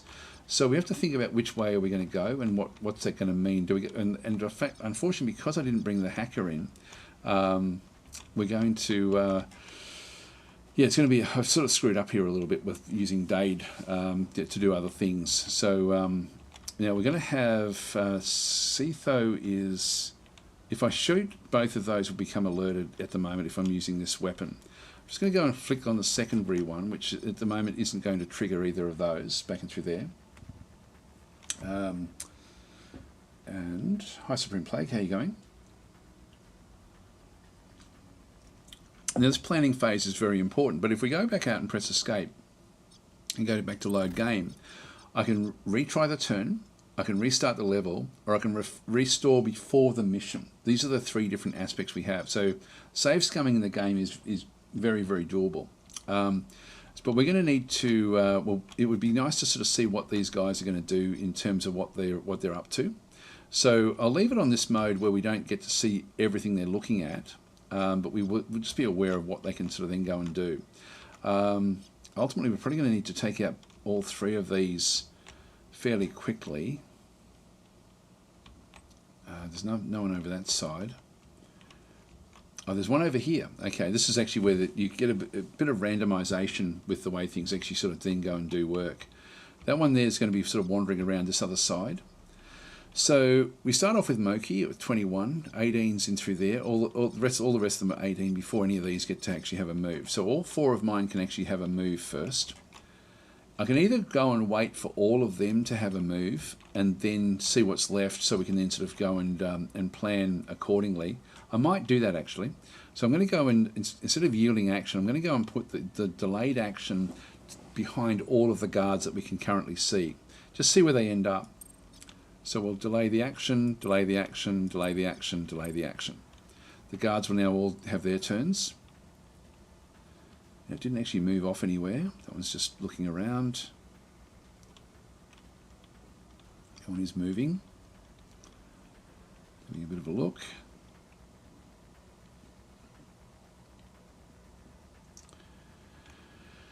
And so it's looking across to that level through there. So it's actually not seeing too much. All right, so we now have all of our moves, but our reaction points are now down a little bit lower, but at least we can now see what we can actually then go and do. So let's go with Moki, and I can put him in behind the others, but let's just go across and run him forward. So let's actually run down to this area here. So, and if I press C, I should be able to then make it there. That's going to get me to that point. We don't trigger anything on the way through there. Can I go even further? That triggers him, so he can see that one, but he doesn't see it there because we're sort of up against the actual to what we've got through this other side. That triggers there. Actually, you may be seen. But if I go back to here again, I just miss it. So that one there just misses. We just miss what's actually happening through there. So let's go in that way and just sort of run our way forward. So he's no longer hiding. So there's nothing else along that road that's going to be any sort of problem to us. So we're just going to go and press space. Now we may find other units as we sort of run closer. They'll then become, that we'll actually become more aware of. I'm going to put him back into a hidden mode again. I can just press C, and he'll then hide back down. At the moment, I've still got, the only thing I've really got is look ahead. So the quantum look ahead at a zone, 10 meter radius within 25 meters, debuffing with -2 initiative and predicting the next movement of any enemy who passes into the zone. So we can sort of use that one, but there's a 4-turn cooldown. Let's just wait until we actually really need it. So Moki really doesn't need to do anything else this turn. Now he's going to end up in turn 2. We have Setho, who is there. And then we've got these two guys. Moki's coming in at 14, so his reaction is, we're still going to be sort of at the back end of anything that's actually happening. All right, let's go to the next one. So Aaron is going to just press C, get him also then to sort of run. Can he run out that way? He can run to there. He doesn't get the ability to. You don't want to go that way. I like that if you double click it doesn't sort of trigger it. Put that there, unfortunately. It's probably still going to be okay, I think. Okay, let's go and run him out to that location. Just try to keep all of my guys together so when we start firing it's all going to happen. We're going up at 2 every turn. So we'll just go across and press space. So just outside the limits, press C just to duck down below that particular location. All right, so you move back. Now he's going to end up going behind the other guards. Liet is my sniper, and so I don't mind if, and you can see there if I fire at the moment with actually that's actually I've got suppressors on this one here. Let me just show you. What I did was I spent some of my money on getting so for example this one here, you can see it's got an X-Can suppressor, and so the noise level is only at 25 meters rather than 45. So I've actually reduced the it's slightly not as does as much damage, but it also it's not as heard from as far, which makes it much more usable for me. So I've actually had bought that before I sort of had gotten started, and I'm thinking if I move that one into there, again you can see there now that one can hear it if we do sort of fire at it. If I go into I've got a shot there. I've just pressed tab and see if we got now that's the only one I've actually got a shot at, which I don't want to be taking at this stage. No one's looking at him, but I don't really want to be firing at him. This one here would be interesting. I may even keep this one back. Let's move this one back to here. And we've got Death Watch. To your next turn using it. Yeah, we won't worry about that one. I'll just leave him so that he can actually kill this one off. And again, none of these are showing the little, like that they're going to be triggered with the sound. So let's just leave him back there. And so we'll leave that one until the end of the next turn. Again, I've got all these different things that I can do. Rapid Ready, which I won't use just yet. Pathfinder, Skull Shot, none of these. I'm going to keep these as wherever I possibly can. This one here, used for one action point. I've got 4 action points, but there's no cooldown on that one, so I will actually just go and grab that one and then apply it. So he's just going to stay hidden a little bit more. Let's just go back across, and in his he's got 19, so he's going to have the first turn next turn. And then we have Burner, who has our more of our stealth type unit. I'm just going to press C. Can she get all? Yeah, she can move further than anyone else, just because of what she can then sort of go and do. So let's go and move all the way. Oh no, she's going to be seen at each of those locations. If I move to there, she's got one more action point after that. So she's not seen anywhere through there, but she is seen there if she's not hiding. So I can move even closer, but no, I don't. I want to have her with one more action point. So let's just go across, run her down, and at that point I'm now going to sneak into that last little bit. So I can actually move to there with all of my other shots, and that will give her some abilities to be a little bit closer. So she's now hidden behind these boxes. All right, so they're all hidden. No one knows that we're here just yet. Yeah, we could even. I mean, I could. God, I could. No, I've already now moved that one. Let's just move that one across. So turn 2. Now it's gone up 2 levels. It goes up 2 levels per turn. We have to be a little bit careful here. So the first one we have is we've got Liet, who has got a shot, but I want to wait until we see what happens here. I'm sort of half assuming that one will either turn back or move back this way. I wouldn't mind getting the shot. These others will probably have a turn. So let's just move him to the, delay his action to the back end of everything. Patrolling, just looking around. That one's moving.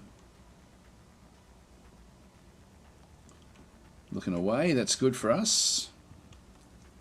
So these are sort of like randomly placed. Now that's more of an open shot for us.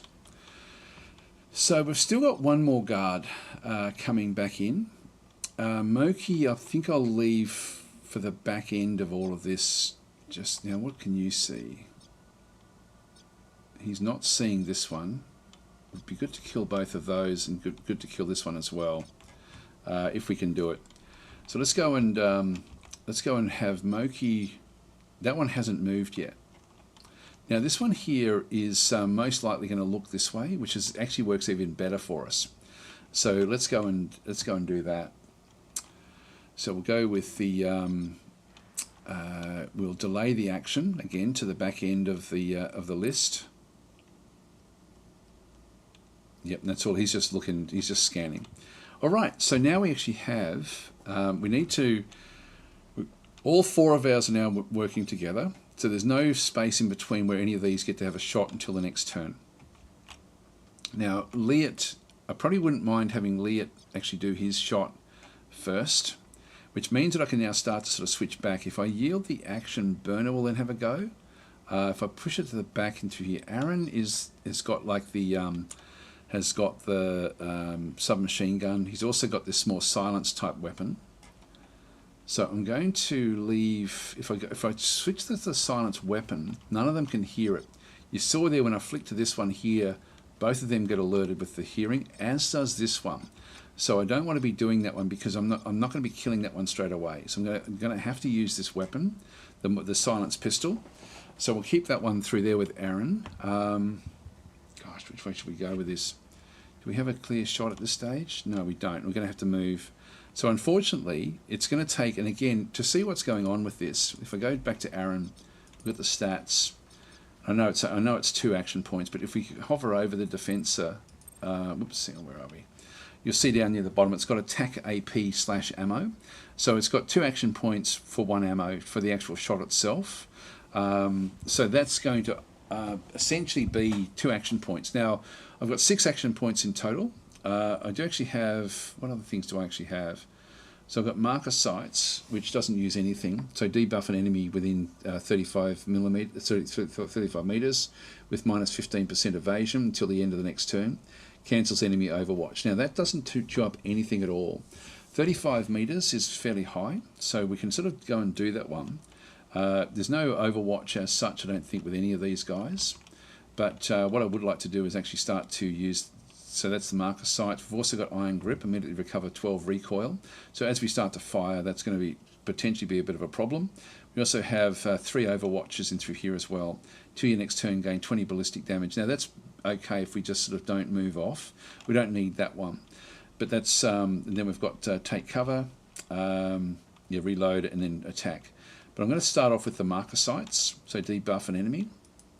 So I've only got one of these, one trigger. So I might as well do it that way, I think. I can just go to the next one as well. I might debuff this one here, I think.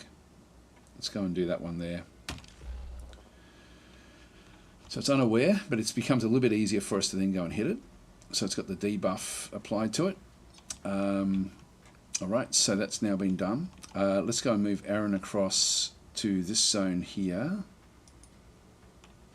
Now we have 2 shots there. So I can actually move him to that position there and still get the 2 shots at Cetho and at this one over this other side. So I'll leave that one where that is and just do the move. That's going to then leave me with 5 action points. So I've got 5 action points left over. Let's just move him. At that point, we've got the 2 shots. Now we do actually have a shot there at 95%. And if we have a look at, and if we're just going back and tab across, and again, we're not seeing any other sound effects in through this other side. If you've got any concerns, actually there is a concern. Oh no, that's 3. The 3 would hear this one. 0 will hear this one here. 94% there, which doesn't do as much damage as what we've got there. Got 2 shots with this, and I've got 3 units that can then sort of go and do the damage. So let's go and smack this one here, I think. Let's go and do the attack. Ambush. And if we can get the kill here, 71%. Now we do actually have, in this case, with the recoil that we've actually now got is a bit of a problem. If we get the shot in, we get it, but it's only 71%. So I've got iron grip, immediately recover 12 recoil. And so I've got 2 of these. So I'm going to take this one and plus 10. It'll end up with with pure damage. So let's go and grab that one there and just go and apply that. And so we're now spotted by this one here because of what actually happened. And now we'll go back in and do this shot here again. So we'll just press tab. It's only 71%. I thought that would actually be better.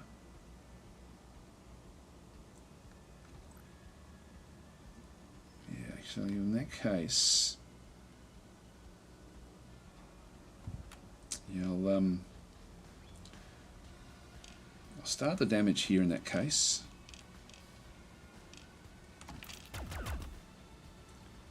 That one's been ambushed as well. So one more shot through there, but it's all of our turns in through this other side. So that's actually all okay. In this instance, I don't know if this thing's going to come back again. I don't know what it's going to look at. I think we're still sort of, even if it looks back this way, I don't think it's going to see him. But I could just move back now. I can't do anything else. Reloading takes up 2, I think. If we go and have another quick look and see what he can then go and do. Stats for reloading this particular weapon. Oh, reload is only 1. Okay, so let's go and do the reload because we've only got 2 shots left in through that particular gun. Just move my sound up a little bit. And so I'll just stay where I am and do the reload. Now we don't have bullets we have to worry about. It's just essentially going to be, it's now a reload. Okay, and he will now move back to the next turn. So he's going to actually have the first shot at this stage of the next turn, which is actually good.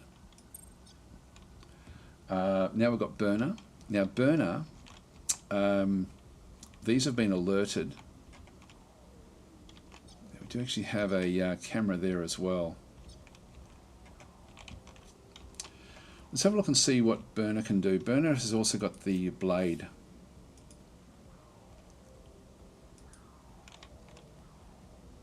If I press C, so we actually sort of run in, that only leaves 1 action point, which is not enough. What about to this one here? That leaves 3, which should be enough. That one's not hearing anything.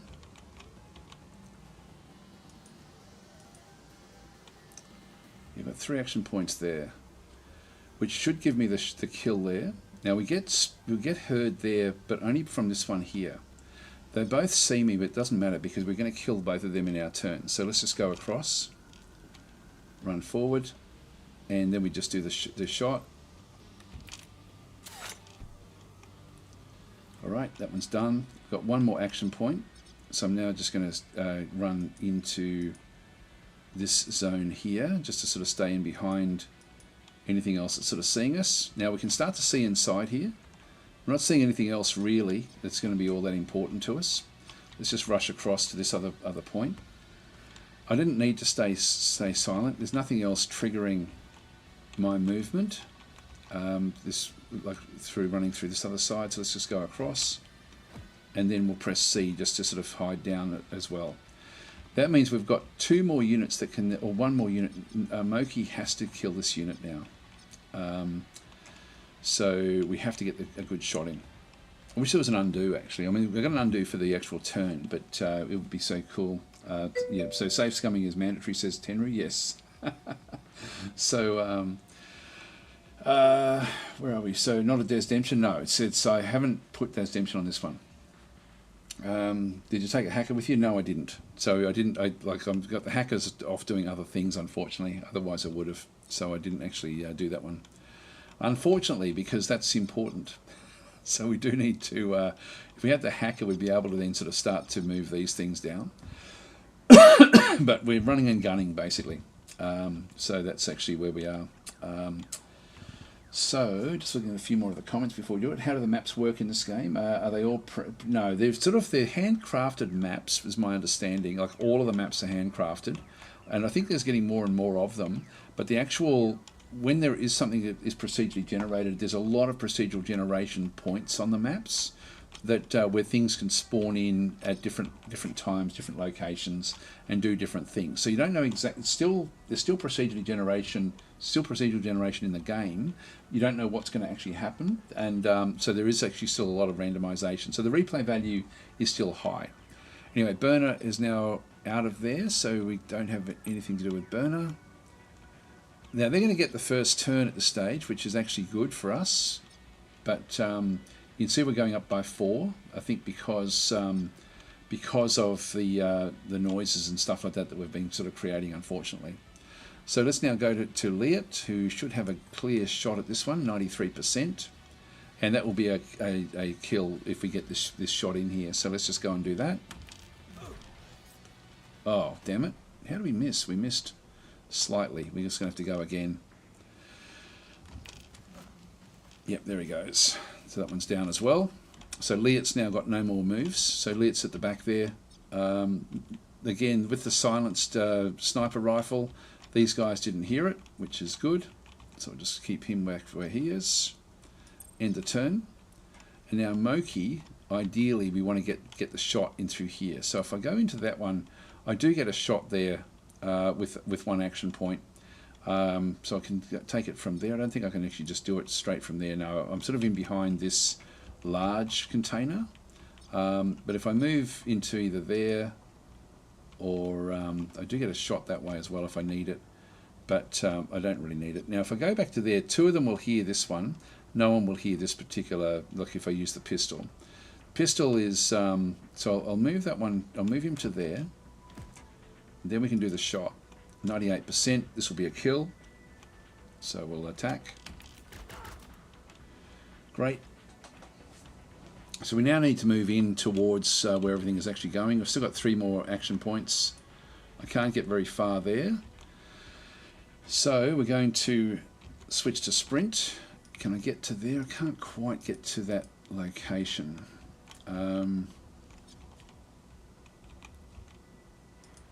It's still going to have to be better than nothing, I would think.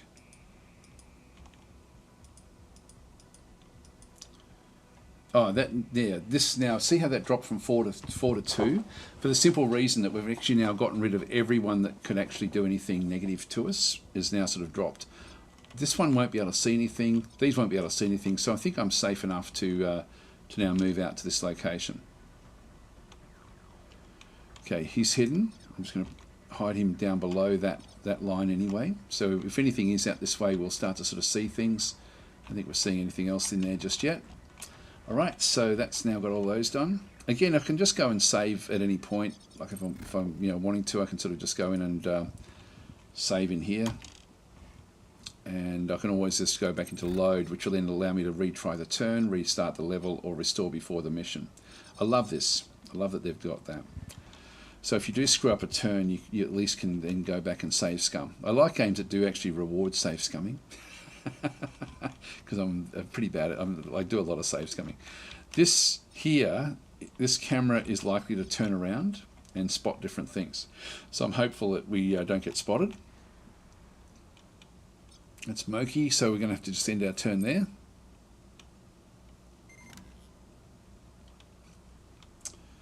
Camera spotted a dead body. So now it goes up to 4.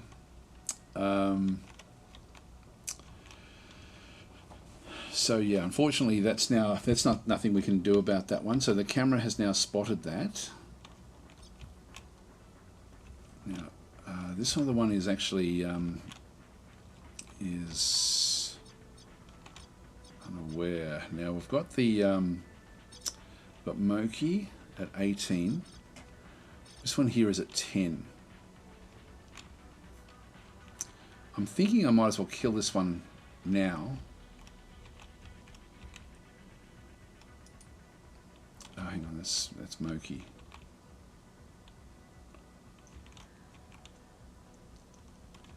Where do we want to go? We probably want to go through this door, I think.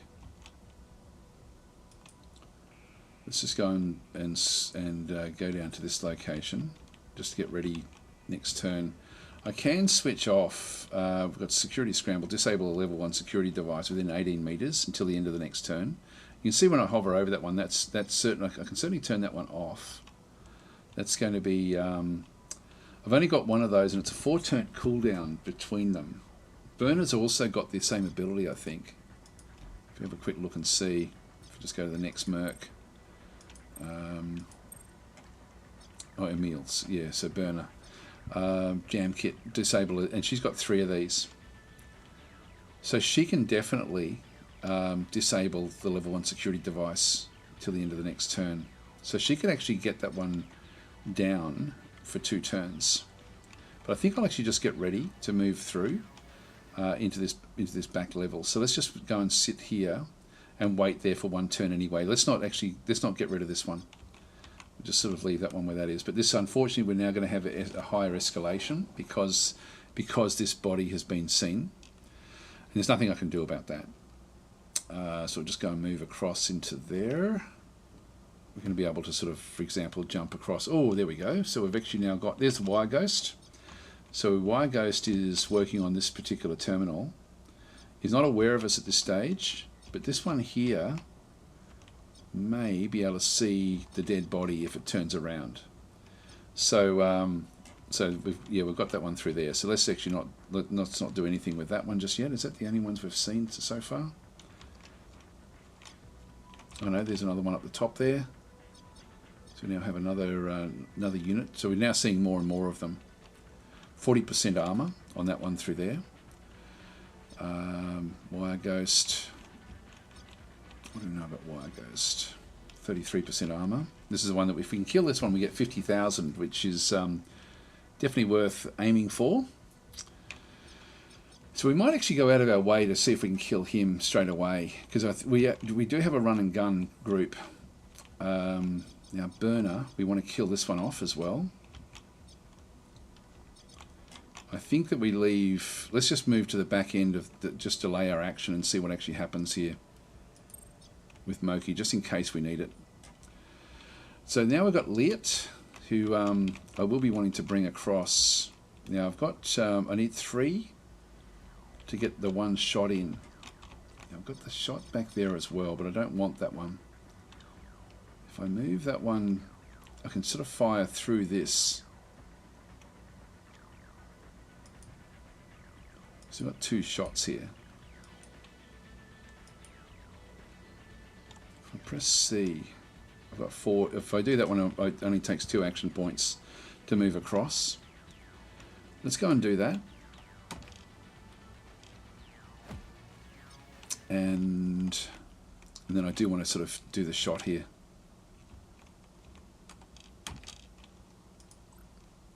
%, and that should be a kill. So we'll take this one. We'll do the attack. Yep, down. Great. All right, that clears out that one.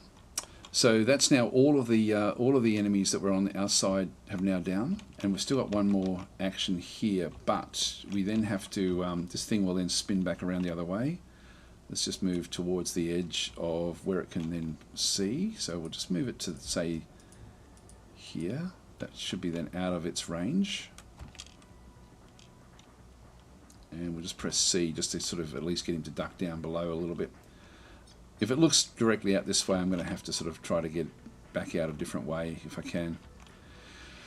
Alright, so you are the first one to go into the next turn.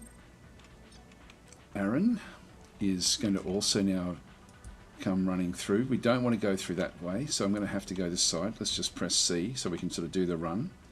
That's going to give me 3 moves. Now, again, we don't have to do any reloading here. It's got 4 moves to there, so we'll take that one. And then we'll run all the way down to here. So we'll end up with 2 of them ready to take on this particular zone. And that's everything, basically. Yeah, none of them will hear him. So there's no other real problems with that. Then just press C. Okay, so they're in a good position. Now we have the motion sensor there, which we have to be careful of. I can't break through any of these. There's no loot out this way because we've got the that H. You know, we've got everything highlighted. That's going to be a problem. So Aaron is now finished that turn. That leaves Burner, and Burner I want to have move. Like if I move across to there, we trigger the camera. So we don't want that.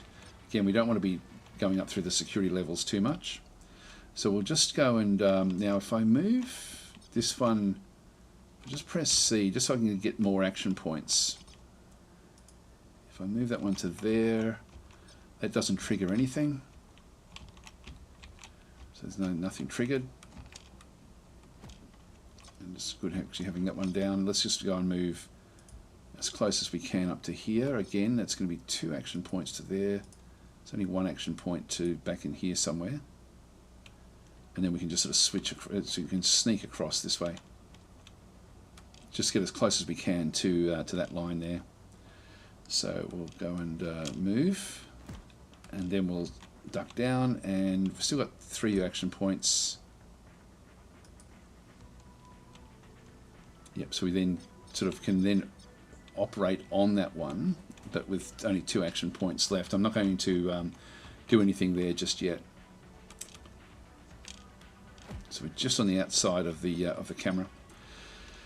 All right, okay, that puts us in good position here. So I'm just going to leave that one where it is. There's nothing much else. I've got I can lure, I can go into silence mode, but I want to have her with as many action points as possible in case we have to run out and do anything. So we'll just leave them where they are. So they're in a good position now with that little doorway. So we'll just go and finish off her turn. And then Moki still had those 3 turns as well. So I'll just go and end the action point there. I could have disabled this, but it's going to turn away anyway next turn. So we lose a bit of time for Moki to get to that position, but let's just do it anyway. There it goes. Now, this is where we have an opportunity to take out the wire ghost. It's unaware. So Moki has the first turn. Then it's Burner. Then it's Aaron. Then it's Chi, who is that one. We'll just be looking around. So it may look back towards us. So we've got 3. The 3 that are here will all get a shot before Liet. Now Liet doesn't really matter because Liet is going to be able to run through anyway. So we're going to be able to run Liet down towards where we are because the camera is now looking out this way. So we've got no problem. I'm just going to grab myself a drink of water.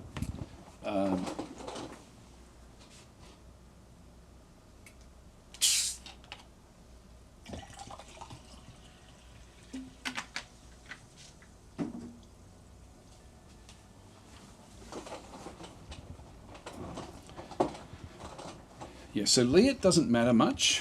If we have a look at Moki, look at the stats, I think it's going to tell us how much we've actually got with everything at this stage. No, that's okay. Just oh, you know, I should have reloaded that. All right, let's bring Moki out to here, but let's see how it's now going to take me two action points to get to there. Let's just go and press C. I don't get a shot without taking up 2, unfortunately, no matter what I do. Well, that's not a bad thing, I guess. It still gives me 2 shots. If I press C, I've still got 2 shots there. I might as well just do that. So let's move that one across. Now we also have the interference spike, so debuff an enemy within 35. No, yeah, we can change the initiative, which we don't need to do just yet.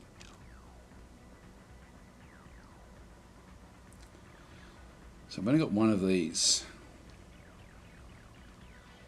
I can disable that, which will allow Burner to run through and get a shot in here. But let's move out here first.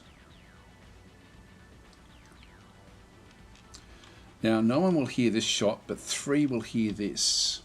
So if I change that weapon, that one hears it, that one hears it, and that one hears it. So at this point in time, even though this one will do more damage, that one there will actually do a fair amount. It's not great, but it's probably enough. Probably enough for us to sort of get what we need. That's the sound there, I think. As you know, that's the effective range. So we've got the effective range there, or the maximum range, I think. Anyway, that's so we do actually have that shot there that we can then go and do. So he's at 20. Now, probably what we want to do here is just see if we can actually get Burner into and kill, but make the kill first before we take this one out. So let's just go back and push this one back, yield the action so that he now goes in behind Burner. It's Burner's turn. Burner can now go and disable it can jam kit that. We also have silence. So engage a silence to make no sound while moving and gain 10 extra move speed for the remainder of the turn, cancelled by any attack. So we want to go in and attack Wire Ghost before anything actually really happens. So we're going to just see what happens if we go and click on silence. This one doesn't take up any action points. This one takes up 1 action point, unfortunately, with the jam kit. So, and that's going to be a bit of a tricky one. Let's just do the silence. Apply it. It's and then we do want to go back into here. So if I go back in and rush in behind that one there, actually that one doesn't actually. So if I press C, unfortunately that then gets we get triggered by that one through that side. So that one gives me 3 shots there. If I press C, I've still got the 2 shots, and again, just to be doubly sure, double click on that one, go to stats, and then I've got a this is it's only 65% accuracy, but it does actually do 300 damage, and it only takes 2 action points to do the shot here. So I'm going to take that as and just see how we go. So we are running. If I sneak into there, I still get my shot. If I run into there, I've only got 1 shot left anyway. So I might as well just do the sneak. So we'll take this one in through that other side. We'll just quickly go as close as we can. It's always hard to tell. Yeah, at that point, with that weapon, I do actually have the shot. You can see there's a little blue line there. So let's move across. Alright, we're sneaking down, and we've now just opened up a whole lot of other units, which are where?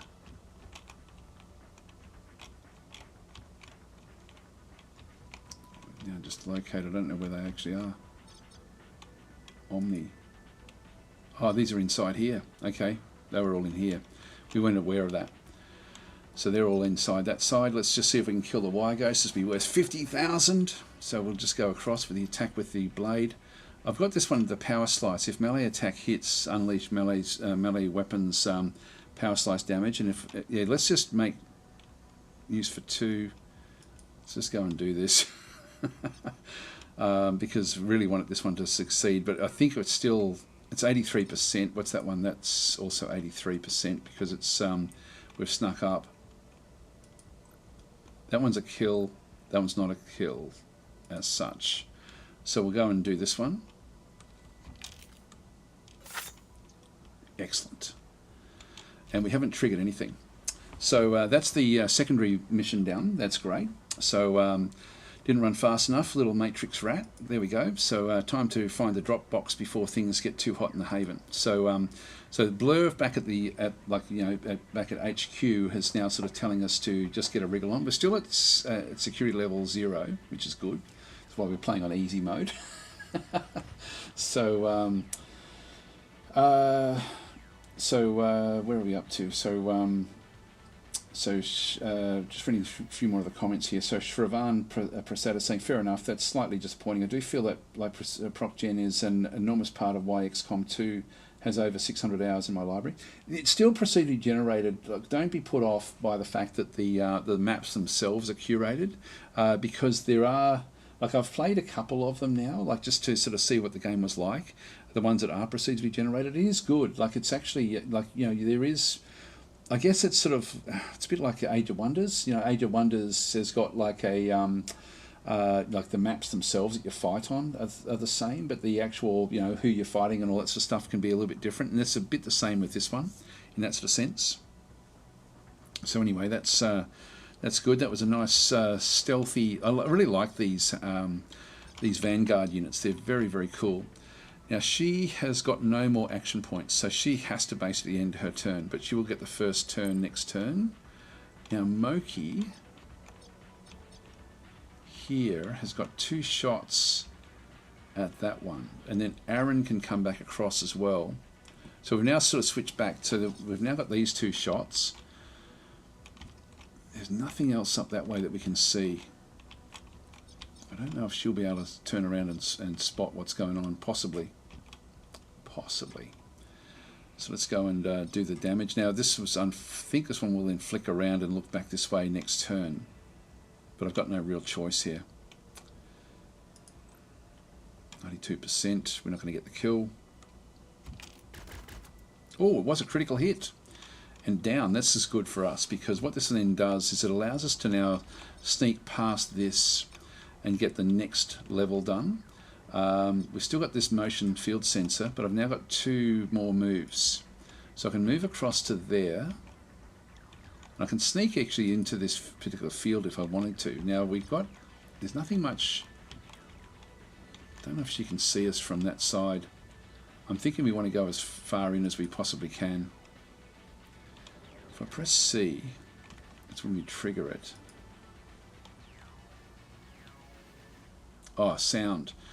These guys will hear me if I just do a normal move there. So we definitely want to be now starting to sneak our way through. So I will move up to there. So we're sneaking past this motion sensor, which only gets tripped if we sort of run. These guys also can't really hear what I'm doing. I will need to reload, but I'm now out of the way of that one. Now Aaron is also going to have to come through as well. So Moki has now finished his turn. Omni still gets to have the first turn. Omni is not that one. Omni is one of these in here. That one there. Alright, that's pretty cool. So we're now going to have to go out to all of these lock boxes and sort of get things sort of working that way. I might just do a save here because that is pretty good. Because having taken out that one, I'm actually quite happy with that one. Now this one here again, we want to sort of go and do a rush. So I just press C. I get 2 moves to there. If I move to there, it then activates that one there, can then hear us. So again, I just want to be moving to about there with 2. Can I move even further up? Yeah, I can move to there with 2. That way we should be able to then sneak up even higher. So we'll, I don't think we can throw grenades across into the into this zone in here, which would be pretty cool for us to be able to do that one. All hell's going to break loose once we do that one. But let's just go across and move to there. And then sneak. So press C. And then we'll move up where we can start to get shots this way as well. Now with that gun, they will hear... Oh, hang on. They're going to hear us move to there. They're not going to hear us move to there, though. Okay, so we can just sort of stay hidden there.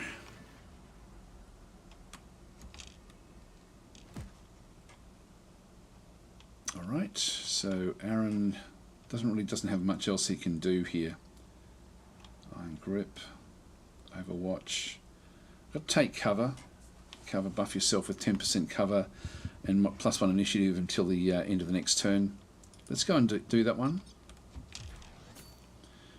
So they're all, this one's sort of essentially hunted, but without anything really to act on it. We're still at 0 security level, which is nice. In the action, so we'll move that one across. It's still unaware. Now Liet's going to have to make a run for it. Let's just press C, get him so that he's moving. Camera will spot us if we go that way. That's as far down there as we can get to. So this camera is going to be looking the other way.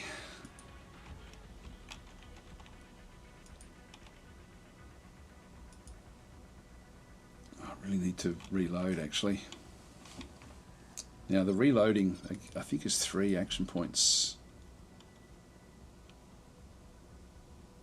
Yeah, 3 action points. Oh, that's rapid ready, that's not it. Reload, yeah, 3. Well, let's just run down to this location. I don't think it looks out this way. I think it only looks left and right.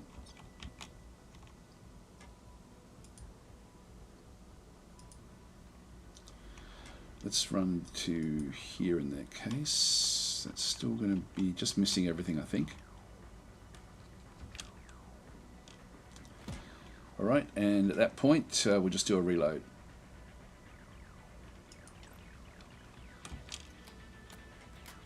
Okay, get the sniper rifle ready. That's good. So we can start to sort of, now we're still not going to be triggering anything this next turn. But all hell's going to have to break loose here fairly soon. Alright, so we will end our turn there, and then we'll go to turn 5.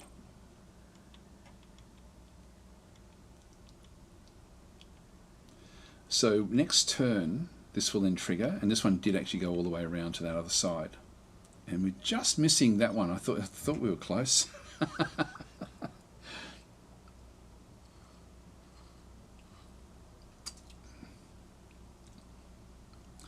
So Spring Plague is saying, oh, easy mode, yeah, 90%. I find the normal mode is a bit beyond me. So I thought I'd just do it this way. Now if we go back, sorry, we've got all these. We've got Aaron, then we've got Omni back inside. Who does that matter? Moki and Burner. Then we've got that one. Then we've got Liet. There's a whole range of stuff happening through here. Now, one thing I don't know is, can Aaron throw a grenade? Toss up to 15 meters. All targets within 5 meters are damaged.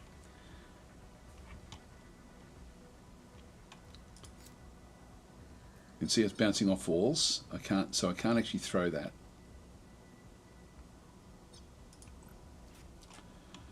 Now I do have the shot here, but 2 will hear it.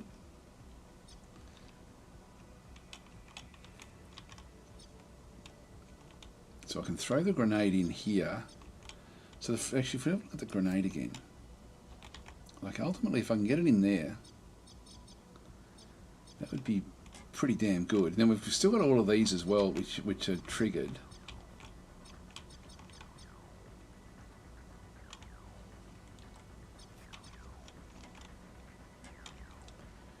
Let's have a look and see. If we sneak out to there, the grenade takes up 2. 1, 2, 3.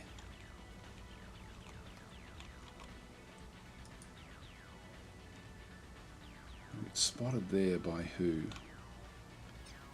By that one.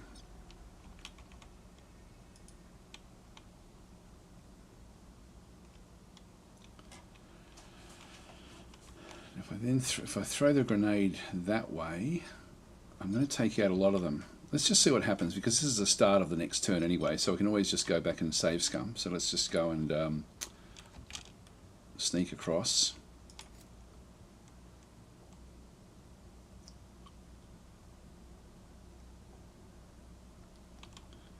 That does a pretty good job there.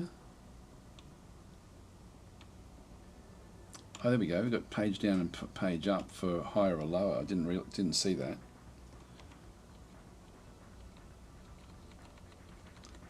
So I can do damage there.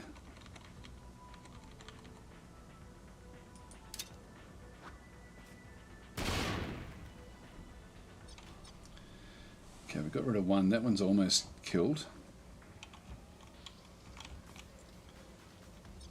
Now, they would have all heard that.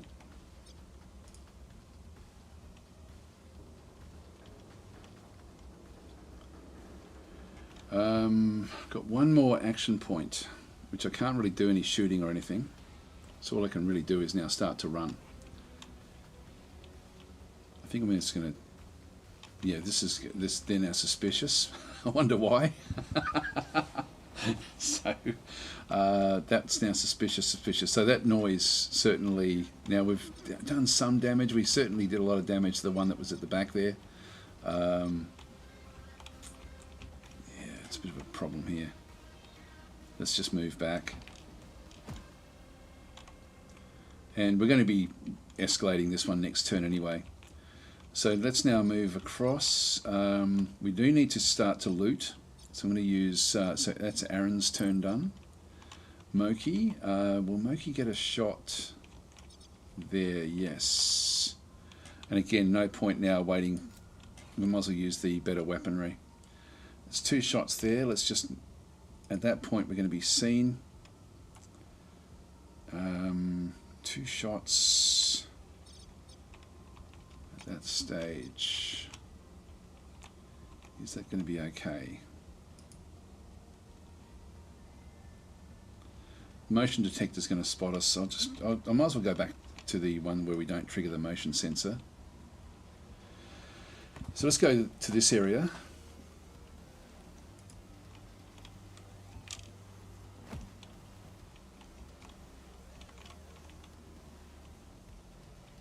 Yeah, 6 enemies heard the grenade explosion. At that point, with the gun that I've actually got through here, I've got recover the Q endpoint. We don't know where that actually is. So let's trigger this one now. So we'll try to get rid of this particular unit. If we go and just trying to think of the best way of doing this. What else have we got? We've got take cover, look ahead. So buff yourself or a teammate within 35 millimeters, so 35 meters, not millimeters, with 12 initiative immediately. Initiative bonus is applied when rolling initiative for the next turn. Well, Aaron is down to 10 for the next turn. That would be a good one for Aaron to make sure that he has the first shot next turn, but everyone else gets a shot. Let's just see how we go with this, because we can always just... Oh, that still uses up one. No, in that case, we definitely want to be doing this attack. 82%. We'll just go and do the shot here. Only 5% critical damage. And hopefully if we get this is 60% now. Got it. Okay, that one's down. That's good. That will then protect Aaron.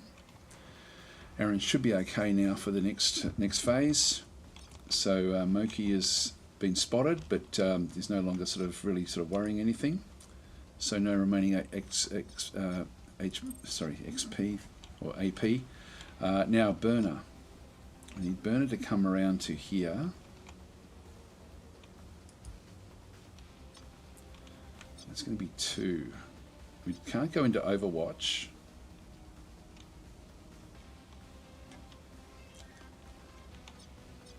That way we're going to do the looting of this straight away. And lockbox. I think I'll still take it because these guys are all inside there. So let's just go across to here. I think I'll still just stay where I am.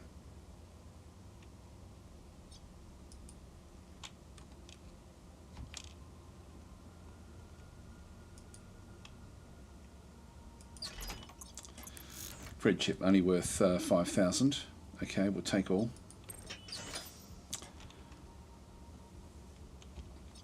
I'm assuming this will be where we have to go into at some point.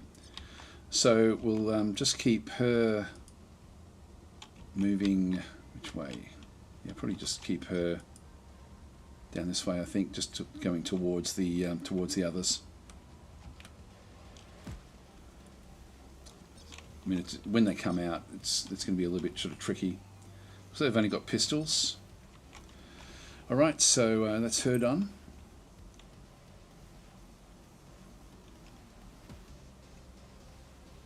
That's okay. That's okay.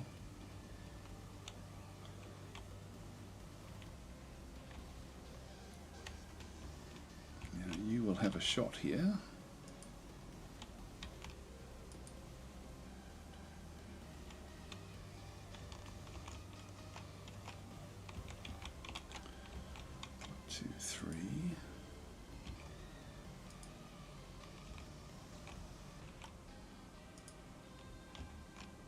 This one's got hardly any action points left. If I can get where I've got 2 shots. Yeah, I don't get a shot there, unfortunately. We have to just go to the next one across before we can actually get the shot.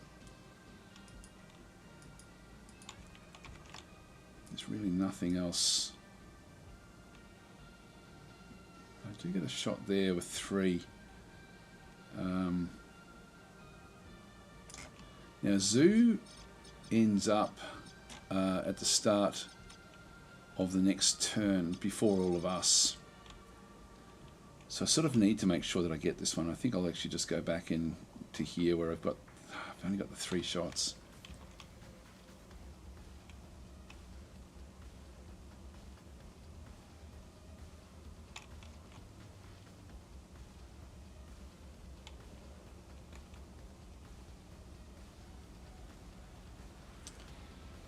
take it to here. Just fire with the pistol.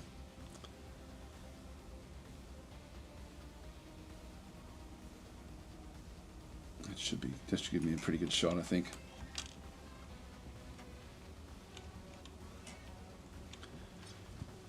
So it ran past the ones that were hiding.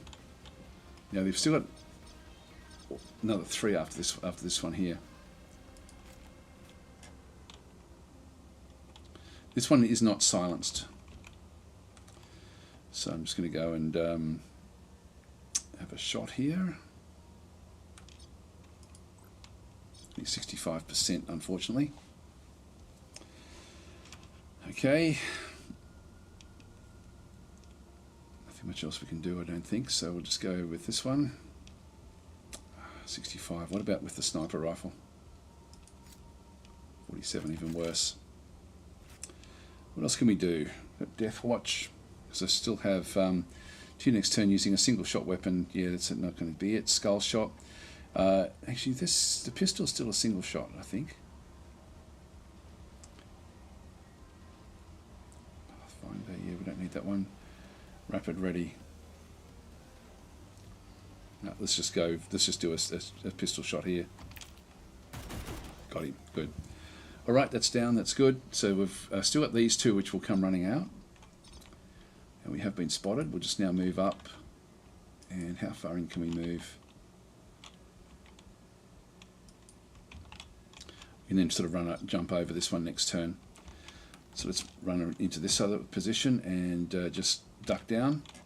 Alright, so they've still got these guys here will now all come running out, and then we'll have to kill them next turn.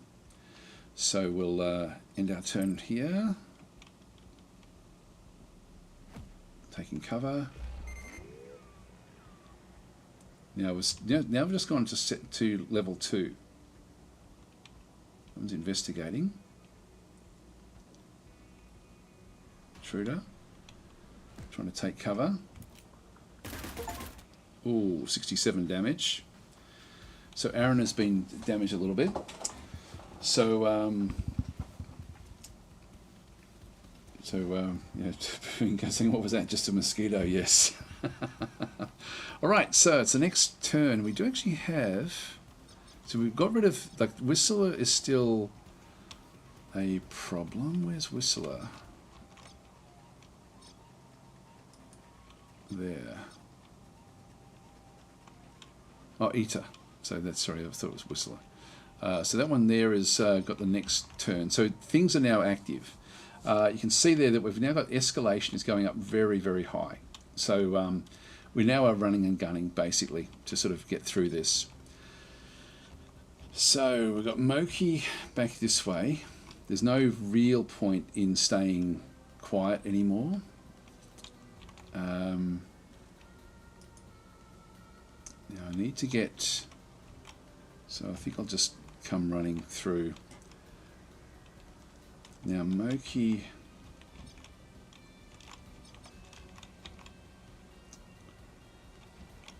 Yeah, unfortunately we're just a little bit too far back.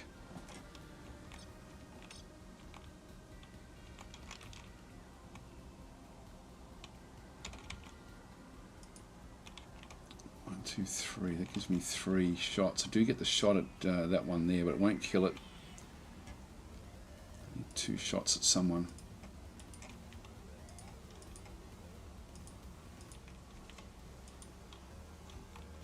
I get a shot at him.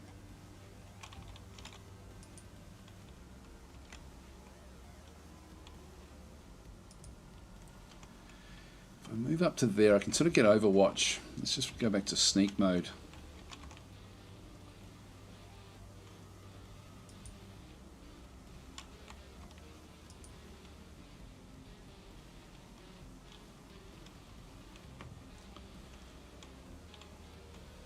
We've still got 2 turns before the next security level comes on.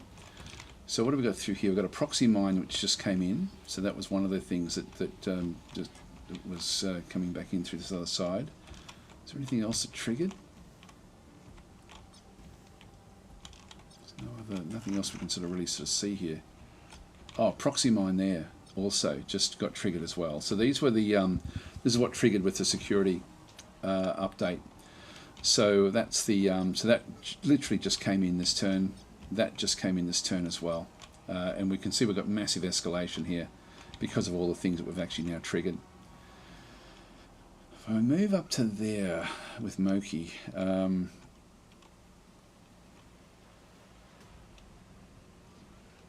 I've got no real moves.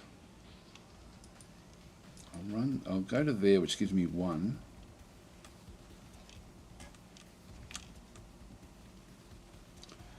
And then I'll run around to here.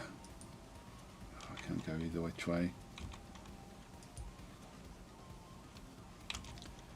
No, I'll just sit at the back there. So we're at the back. Okay, so Moki can't really do anything. Liet is going to now have to come running forward.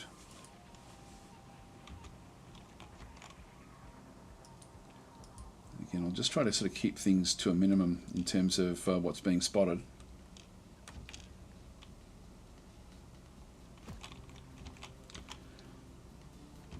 And then we'll sneak our way through.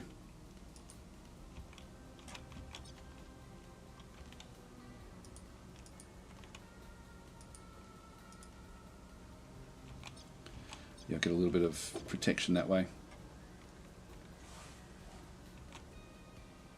Oops.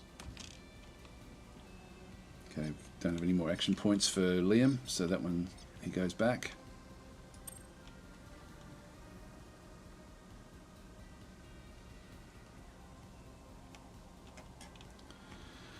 Now Aaron will get a shot here.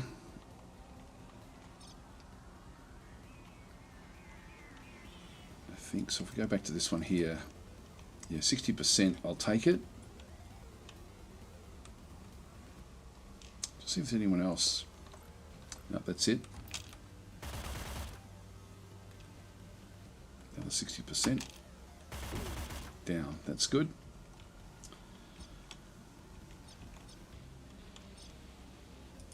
Just taking a bit of damage, so we can sort of move him out of the way. Move him back there.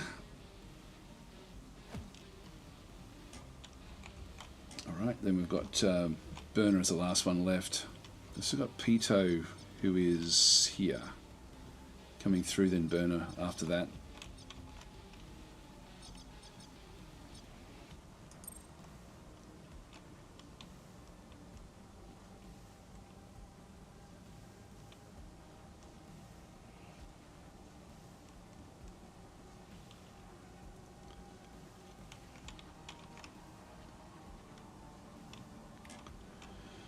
Alright, so with Burner, now that's another good grenade option for us in there.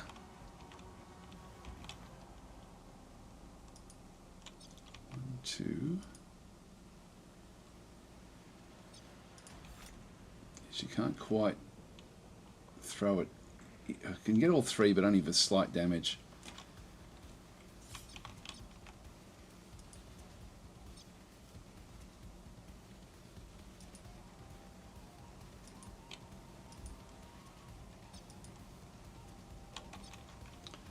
Gives me a few shots.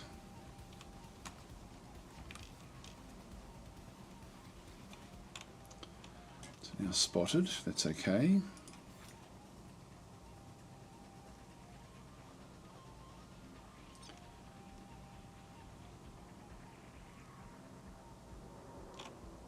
Let's just have a bit of a look and see.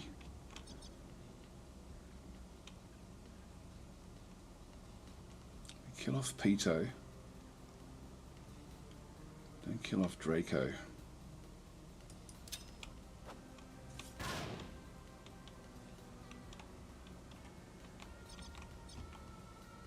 We've still got 2 more actions.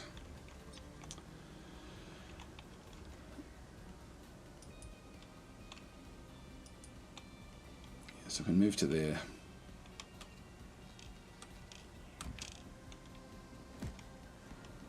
Unfortunately, we now get the escalation, so we've got a massive escalation coming up.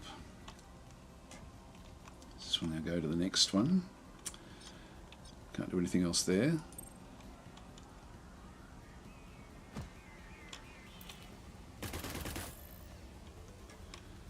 Missed us. Here they come. So another group has now come in.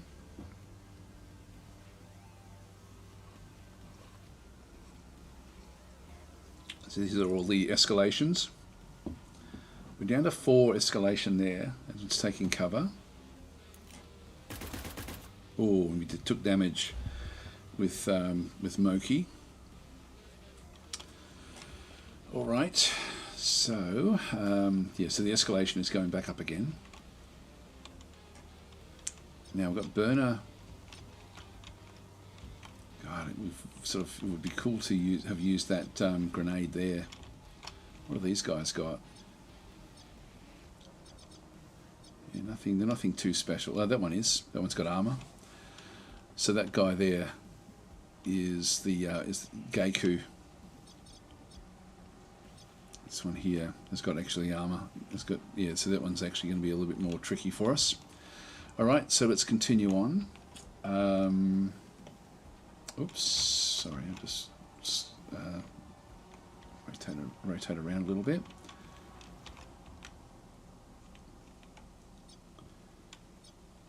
Now with Burner.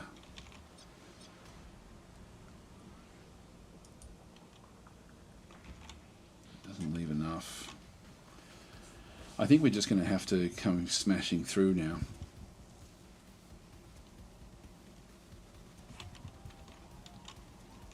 That gives me a shot there with the sword.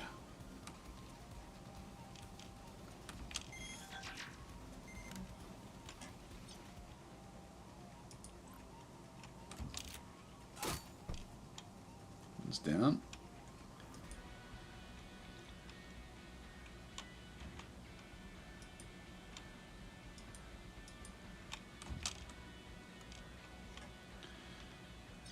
That's done. Okay, then we've got Moki. Only 55%, but I'll still take it. Actually, Moki has got grenade. Let's stay up here after we do this, because we could actually end up in a fairly strong position here to try to take this one out.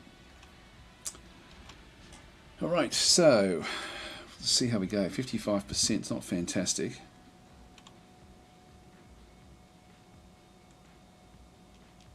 And this one's actually got armor as well. So if I went back to this one here, we're not going to hardly do any damage at all.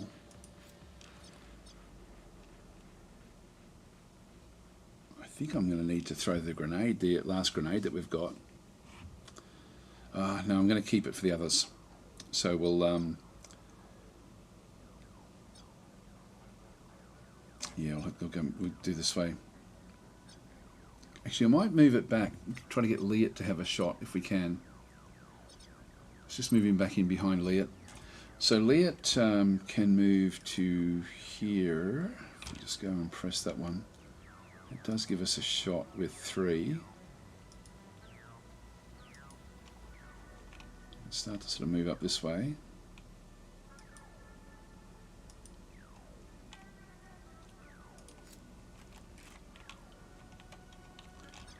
They're not going to hear it.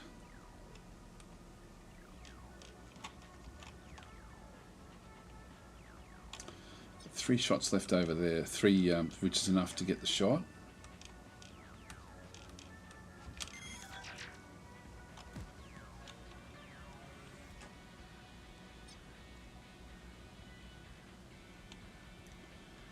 Use up 3, none of these are going to help me, so let's just go this way.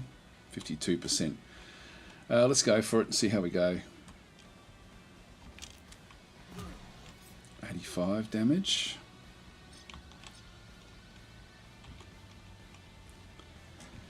Okay, so Liat can no longer do much.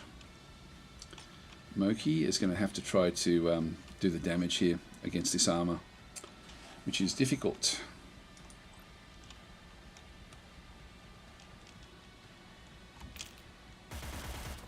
60. Got him. Good. That's good. Okay, so that's going to allow Burner to go in. No, Aaron to go in and actually then check out all the stuff. Now we're going to have have all of these over through this other side. So let's just go and move into this position.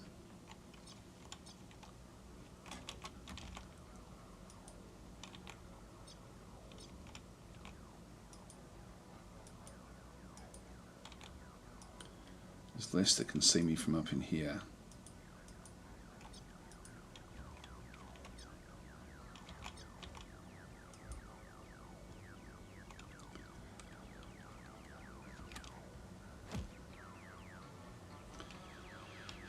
So we have been spotted.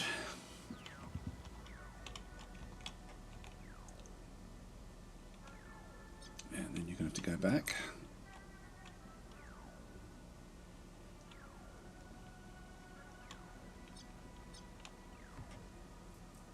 Now Geico gets to move before everyone else. Now, Aaron does have a shot here, but it's not going to be ideal.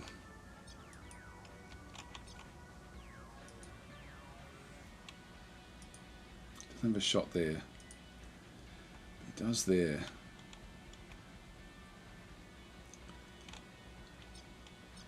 Unfortunately, Geico gets to have the first turn next turn, which could be a real problem for us.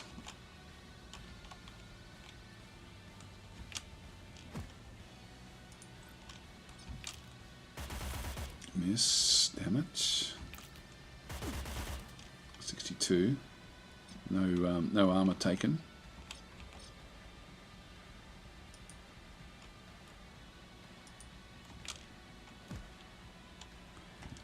Down to just two bullets left there. Is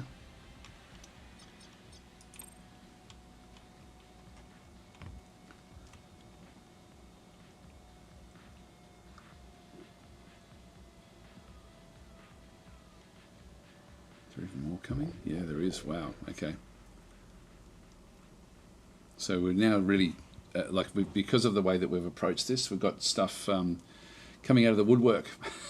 So even on an easy, it's still hard.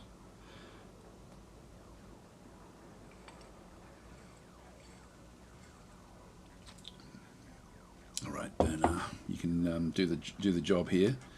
So Burner's going to have to come charging up. It gives me 2 shots.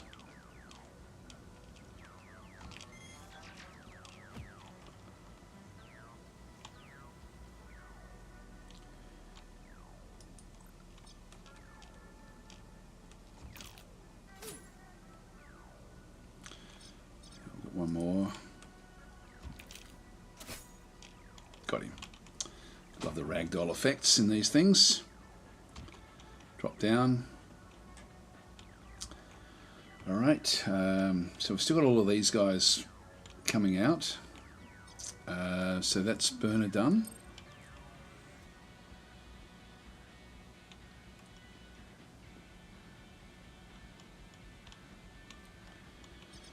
Moki can't do much. I've still got a grenade here as well.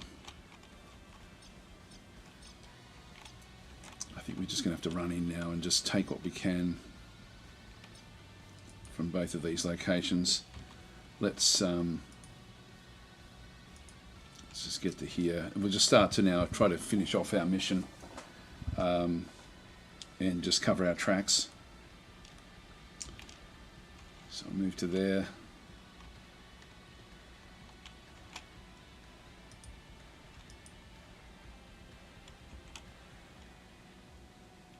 Takes up everything.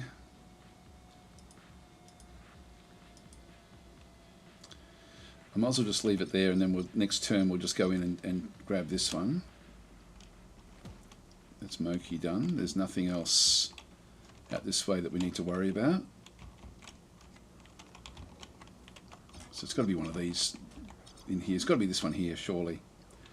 So I can't really reload at this point in time. So I'll just go and end that turn there, I guess. For Moki. Now Aaron does have more shots. Reload is going to take up 3. Now Braco. I've still got 2 shots here. It's Carbo. Carbo is also just normal. I've still got Leot as well.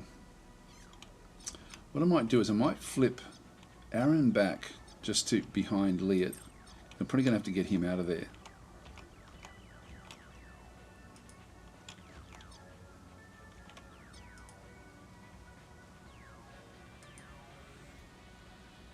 Still got 3 shots with the sniper rifle.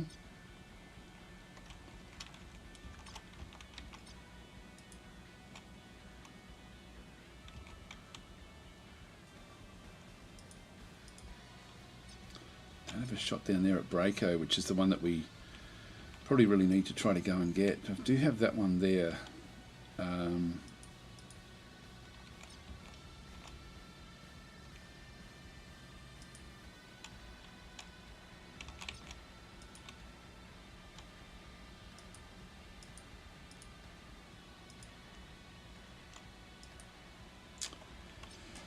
No, I'm going to run him in to take this.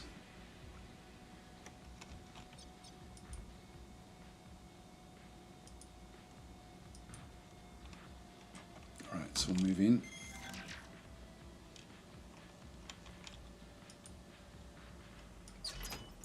Okay, a smoke grenade and underworld analysis. Take all.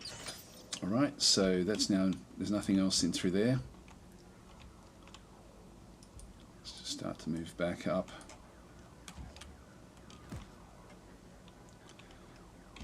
Just duck down. Alright, so that's that one, and all of these guys are going to get a shot. Now if I shoot with Aaron, what do we have? 70%. The 2 shots in here. Yeah, I think I'll still actually take this and just see how we go. So we'll just go for the shot. And one more, come on. Got him, good. Another one down. Need to run.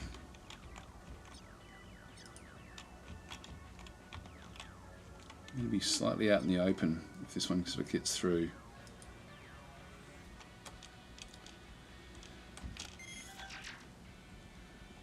Again, the escalation is just going through the ceiling here. I think I did pretty well stealth-wise at the start, and now I'm just doing absolutely terribly. So all 4 of the remaining guards get to move in.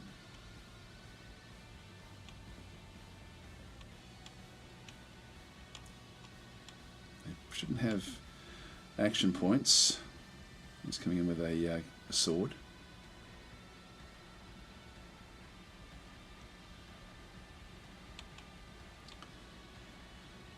So Furious Alex is saying, learning a lot from your Distant Worlds 2 vids. So thanks, yeah, well, thanks for that. Yeah, no, it's I really enjoyed Distant Worlds 2. So now we're moving in. Hi, John Monkey, how you going? Yeah, camera sees your toes, says Adrian. So yeah, so Miguel Monty is saying, hey, Cyber Knights, great. Treese Brothers deserve the highlights. Yes, you know the funny thing is that the Treese Brothers contacted me like a year and a half ago, I think it was, and I missed the email, and so I could have been playing this all this time, and it's really, really impressive. Like it looks great. So we need to now, this must be the last one. This must be where we've got to get the mission.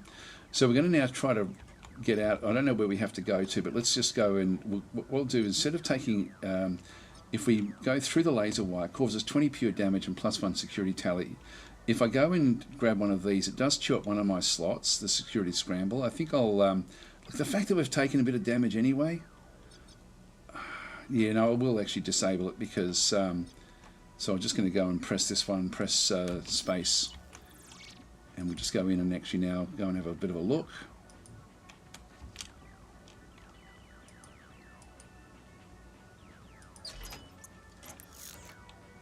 Is that the one?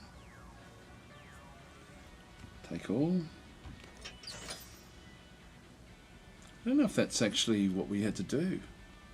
Recover the queue endpoint. I don't know what that is. What could that be? What have I screwed up here?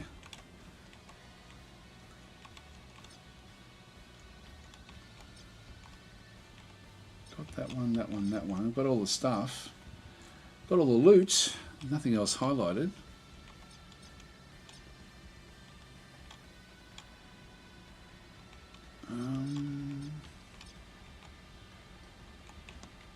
Might be back there.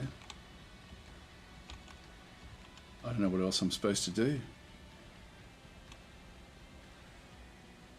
I've got no idea with this one. So, yeah, I've got no idea where this thing actually is. There's nothing else in here, is there? That's...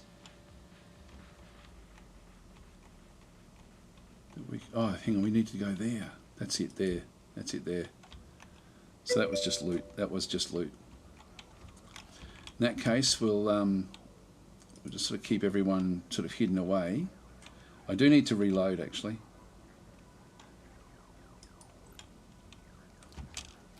This will stay open for another turn. So we've got Moki in there. So someone has to go there. That's what it actually is. So I missed that. Missed that entirely. All right. So yeah, the blue square says Tenru. Yep. All right. That's Moki. Then we've got Liet, who does have a grenade, but I'm not going to be able to make use of it.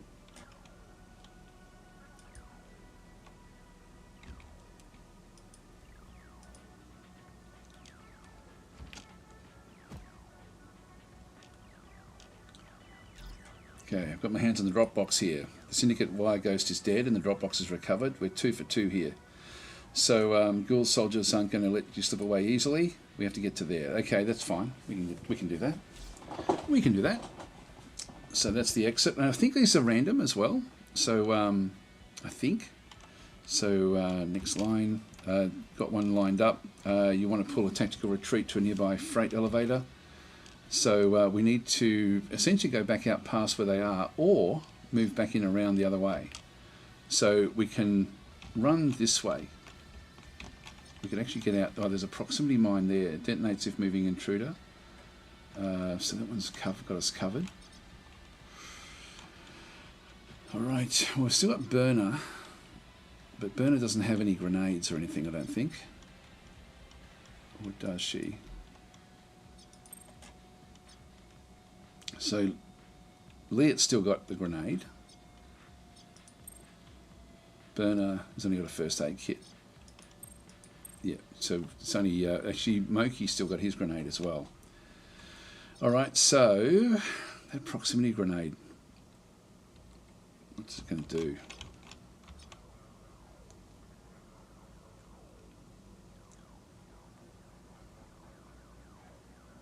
Detonates if moving intruder detected. Does that mean we can sneak past it? I think it may mean that actually. Let's go that way. There's too many of them coming this other side. So Liet, you need to run out of there.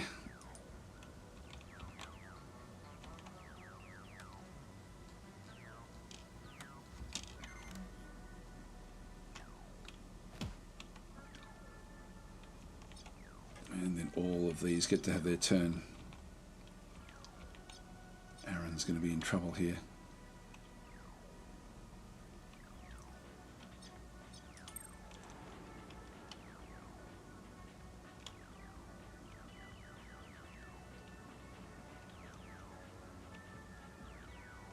Nope, they're wasting time. Well, they don't know where we are. That's interesting. The timer has now come down a little bit because they haven't actually spotted us. So I can well, it's Burner now. It's Burner's turn.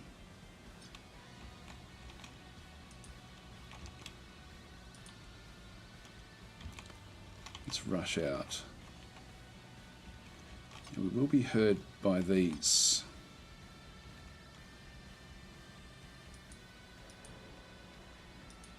If I sneak back to there,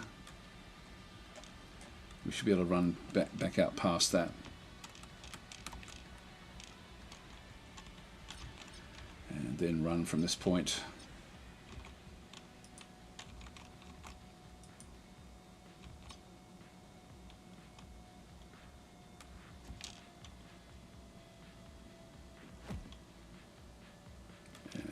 Just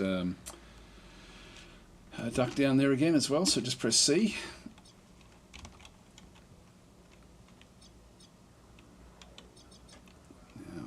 Now, so that's burner.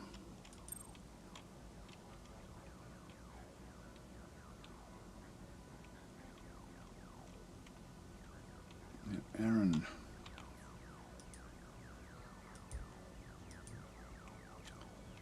It's 3. I think we should be able to run beyond this point now. So I don't want to trigger this even more. So let's just go back now and start to go back into stealth mode. So 3 up to there. He's out of like his weapon is now completely out of bullets, and I don't really want to spend the time doing anything. Let's just go now and run. Now they will hear me, unfortunately.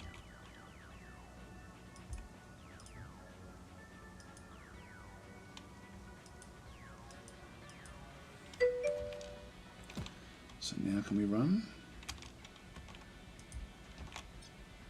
Yeah, no, they can't hear me anymore. So move this one around. Hi Sev, how you going? So Pudavinko saying, is there a low wall in the corner of the laser fence room? I'll see if Moki can get through there.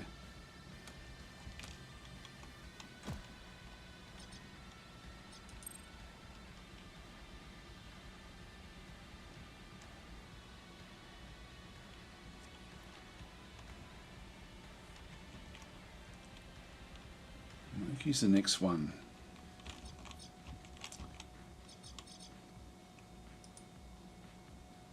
No valid targets. Don't know if they can. Oh, they can get through there. Well done. Well done. Yeah, okay. Well, in that case, out we go.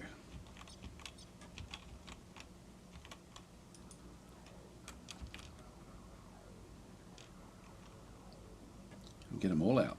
Excellent. So you're done.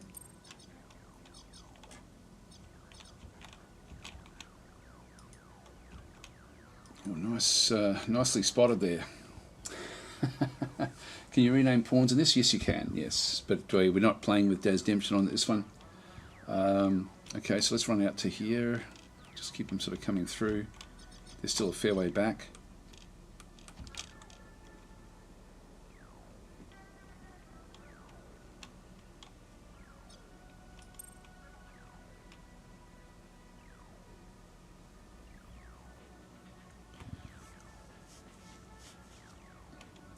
Aaron,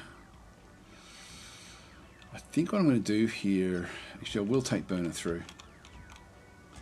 Just if this, yeah, no, Aaron's probably going to have to take more damage if that sort of works. I'll just try to get this one sprinting.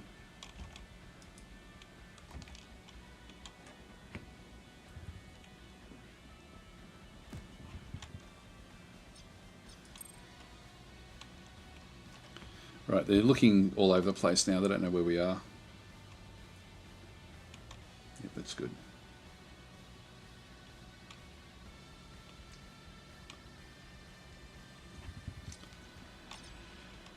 So we cleared out most of the... Actually, this is good now. So Aaron can now make the run for it as well. Good stuff. So escalation will... We've still got like one more turn before the escalation goes back up again.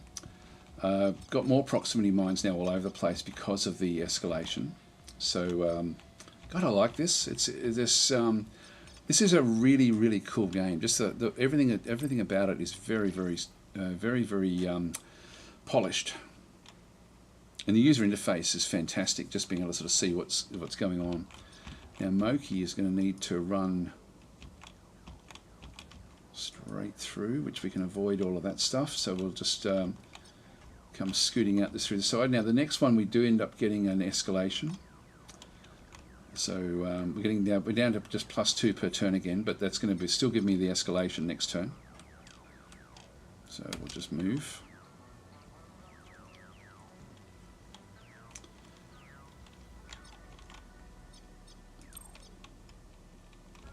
Burner. Just missing that one.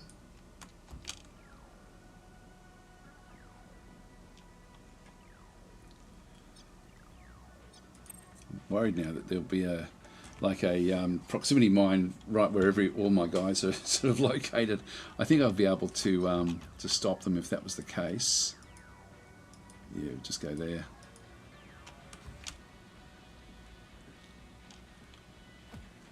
All right, that's good. And Liet.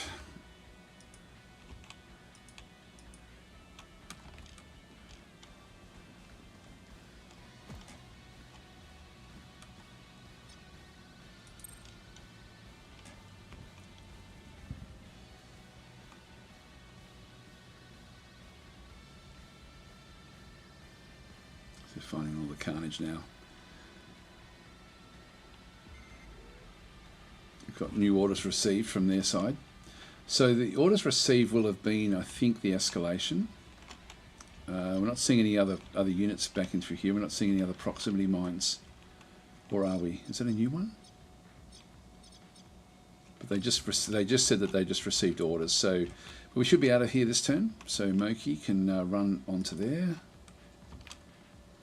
Now, when I get to these locations, I can just pull them out one by one, but if I just get them all there, I'll just go and delay the action, or at least put it to the back end of this group.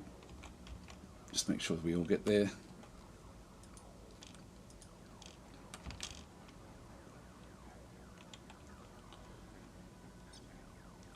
Just delay the action.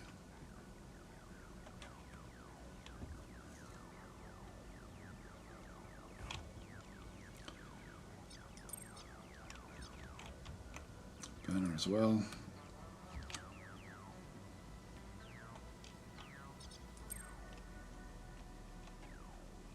And then Aaron, will you make it as well? Yes, you will.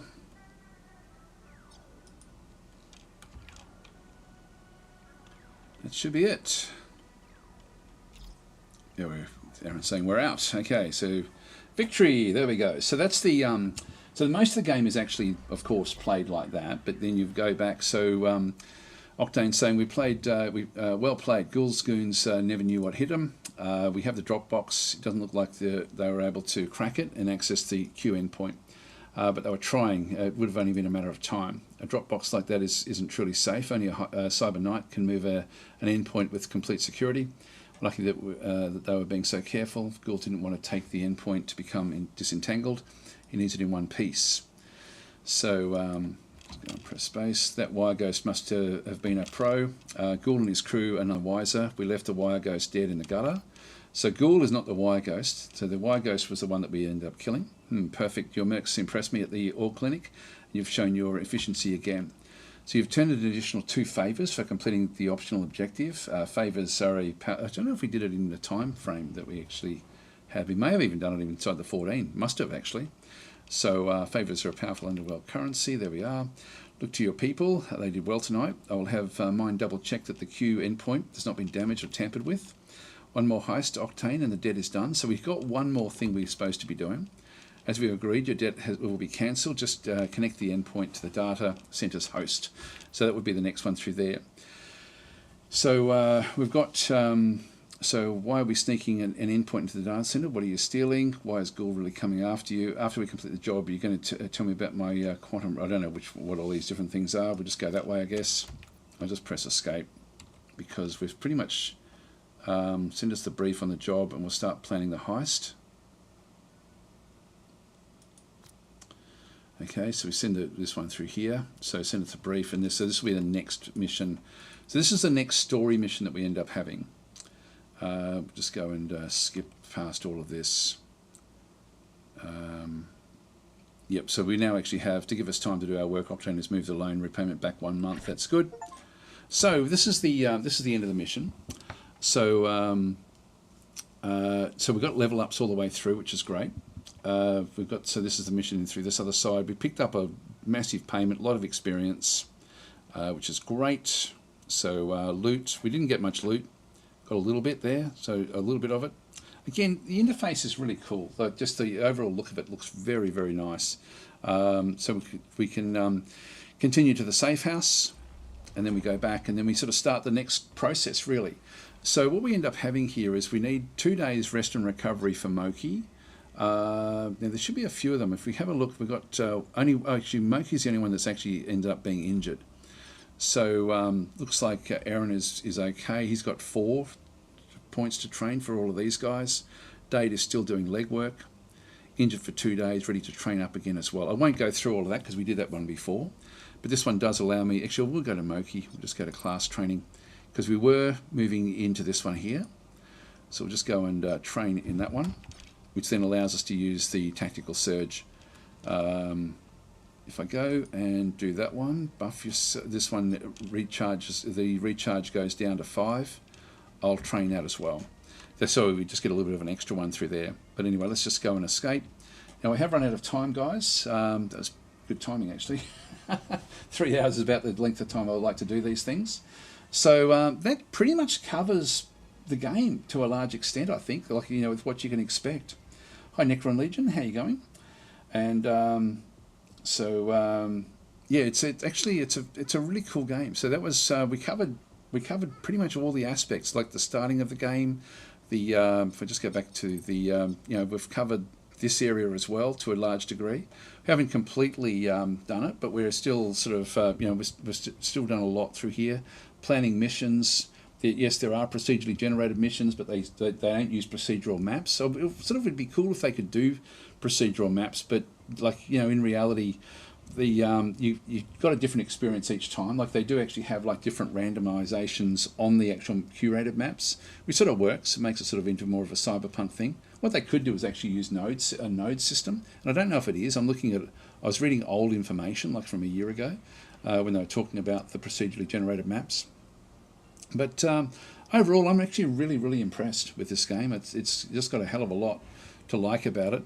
I mean, rest and recover, we can sort of do that one. The next mission is the loophole heist, which is 21 days left to get ready for that one. And you can see there it strings on from the like, if I go into mission planning, it then goes like from the deserted construction yard. So we then go across now to the finance bunker. So we've sort of, it strings these maps together. It's really very well done. You know, I mean, if I just go and just run it forward for the recovery, that room is now being cleaned. It's now got level 1 power, I think. So what else can we do? Nano scrubber. So build the module. That's now been done, so we've actually now got the one in. We've got a lot of money left in as well, so we've still got a lot of things open to us. So that one's actually, now we do have the scrubber if we do need it. Anyway, I won't keep on going with this because we've sort of covered this. I'll just get him to recover. So there we are. So Moki has now been recovered, and so we're now sort of ready to go back on duty again. Our heat level is very high, so again we need to try to get that one down. Our reputation is getting up, but no, it's a very cool game. Again, now with all this money, we'd be able to then go and start to get better equipment and do things like that as well. So I'm going to leave it there, guys. So thanks for watching, and I'll be back again tomorrow for Chat Tactic, I guess. So we'll sort of probably just cover this a little bit there as well, but. Overall, you know, I really wanted to sort of show just the scope of what this game brings and just how good the interface actually is. Really impressed. Anyway, guys, catch you later. I'll see you tomorrow if you're around.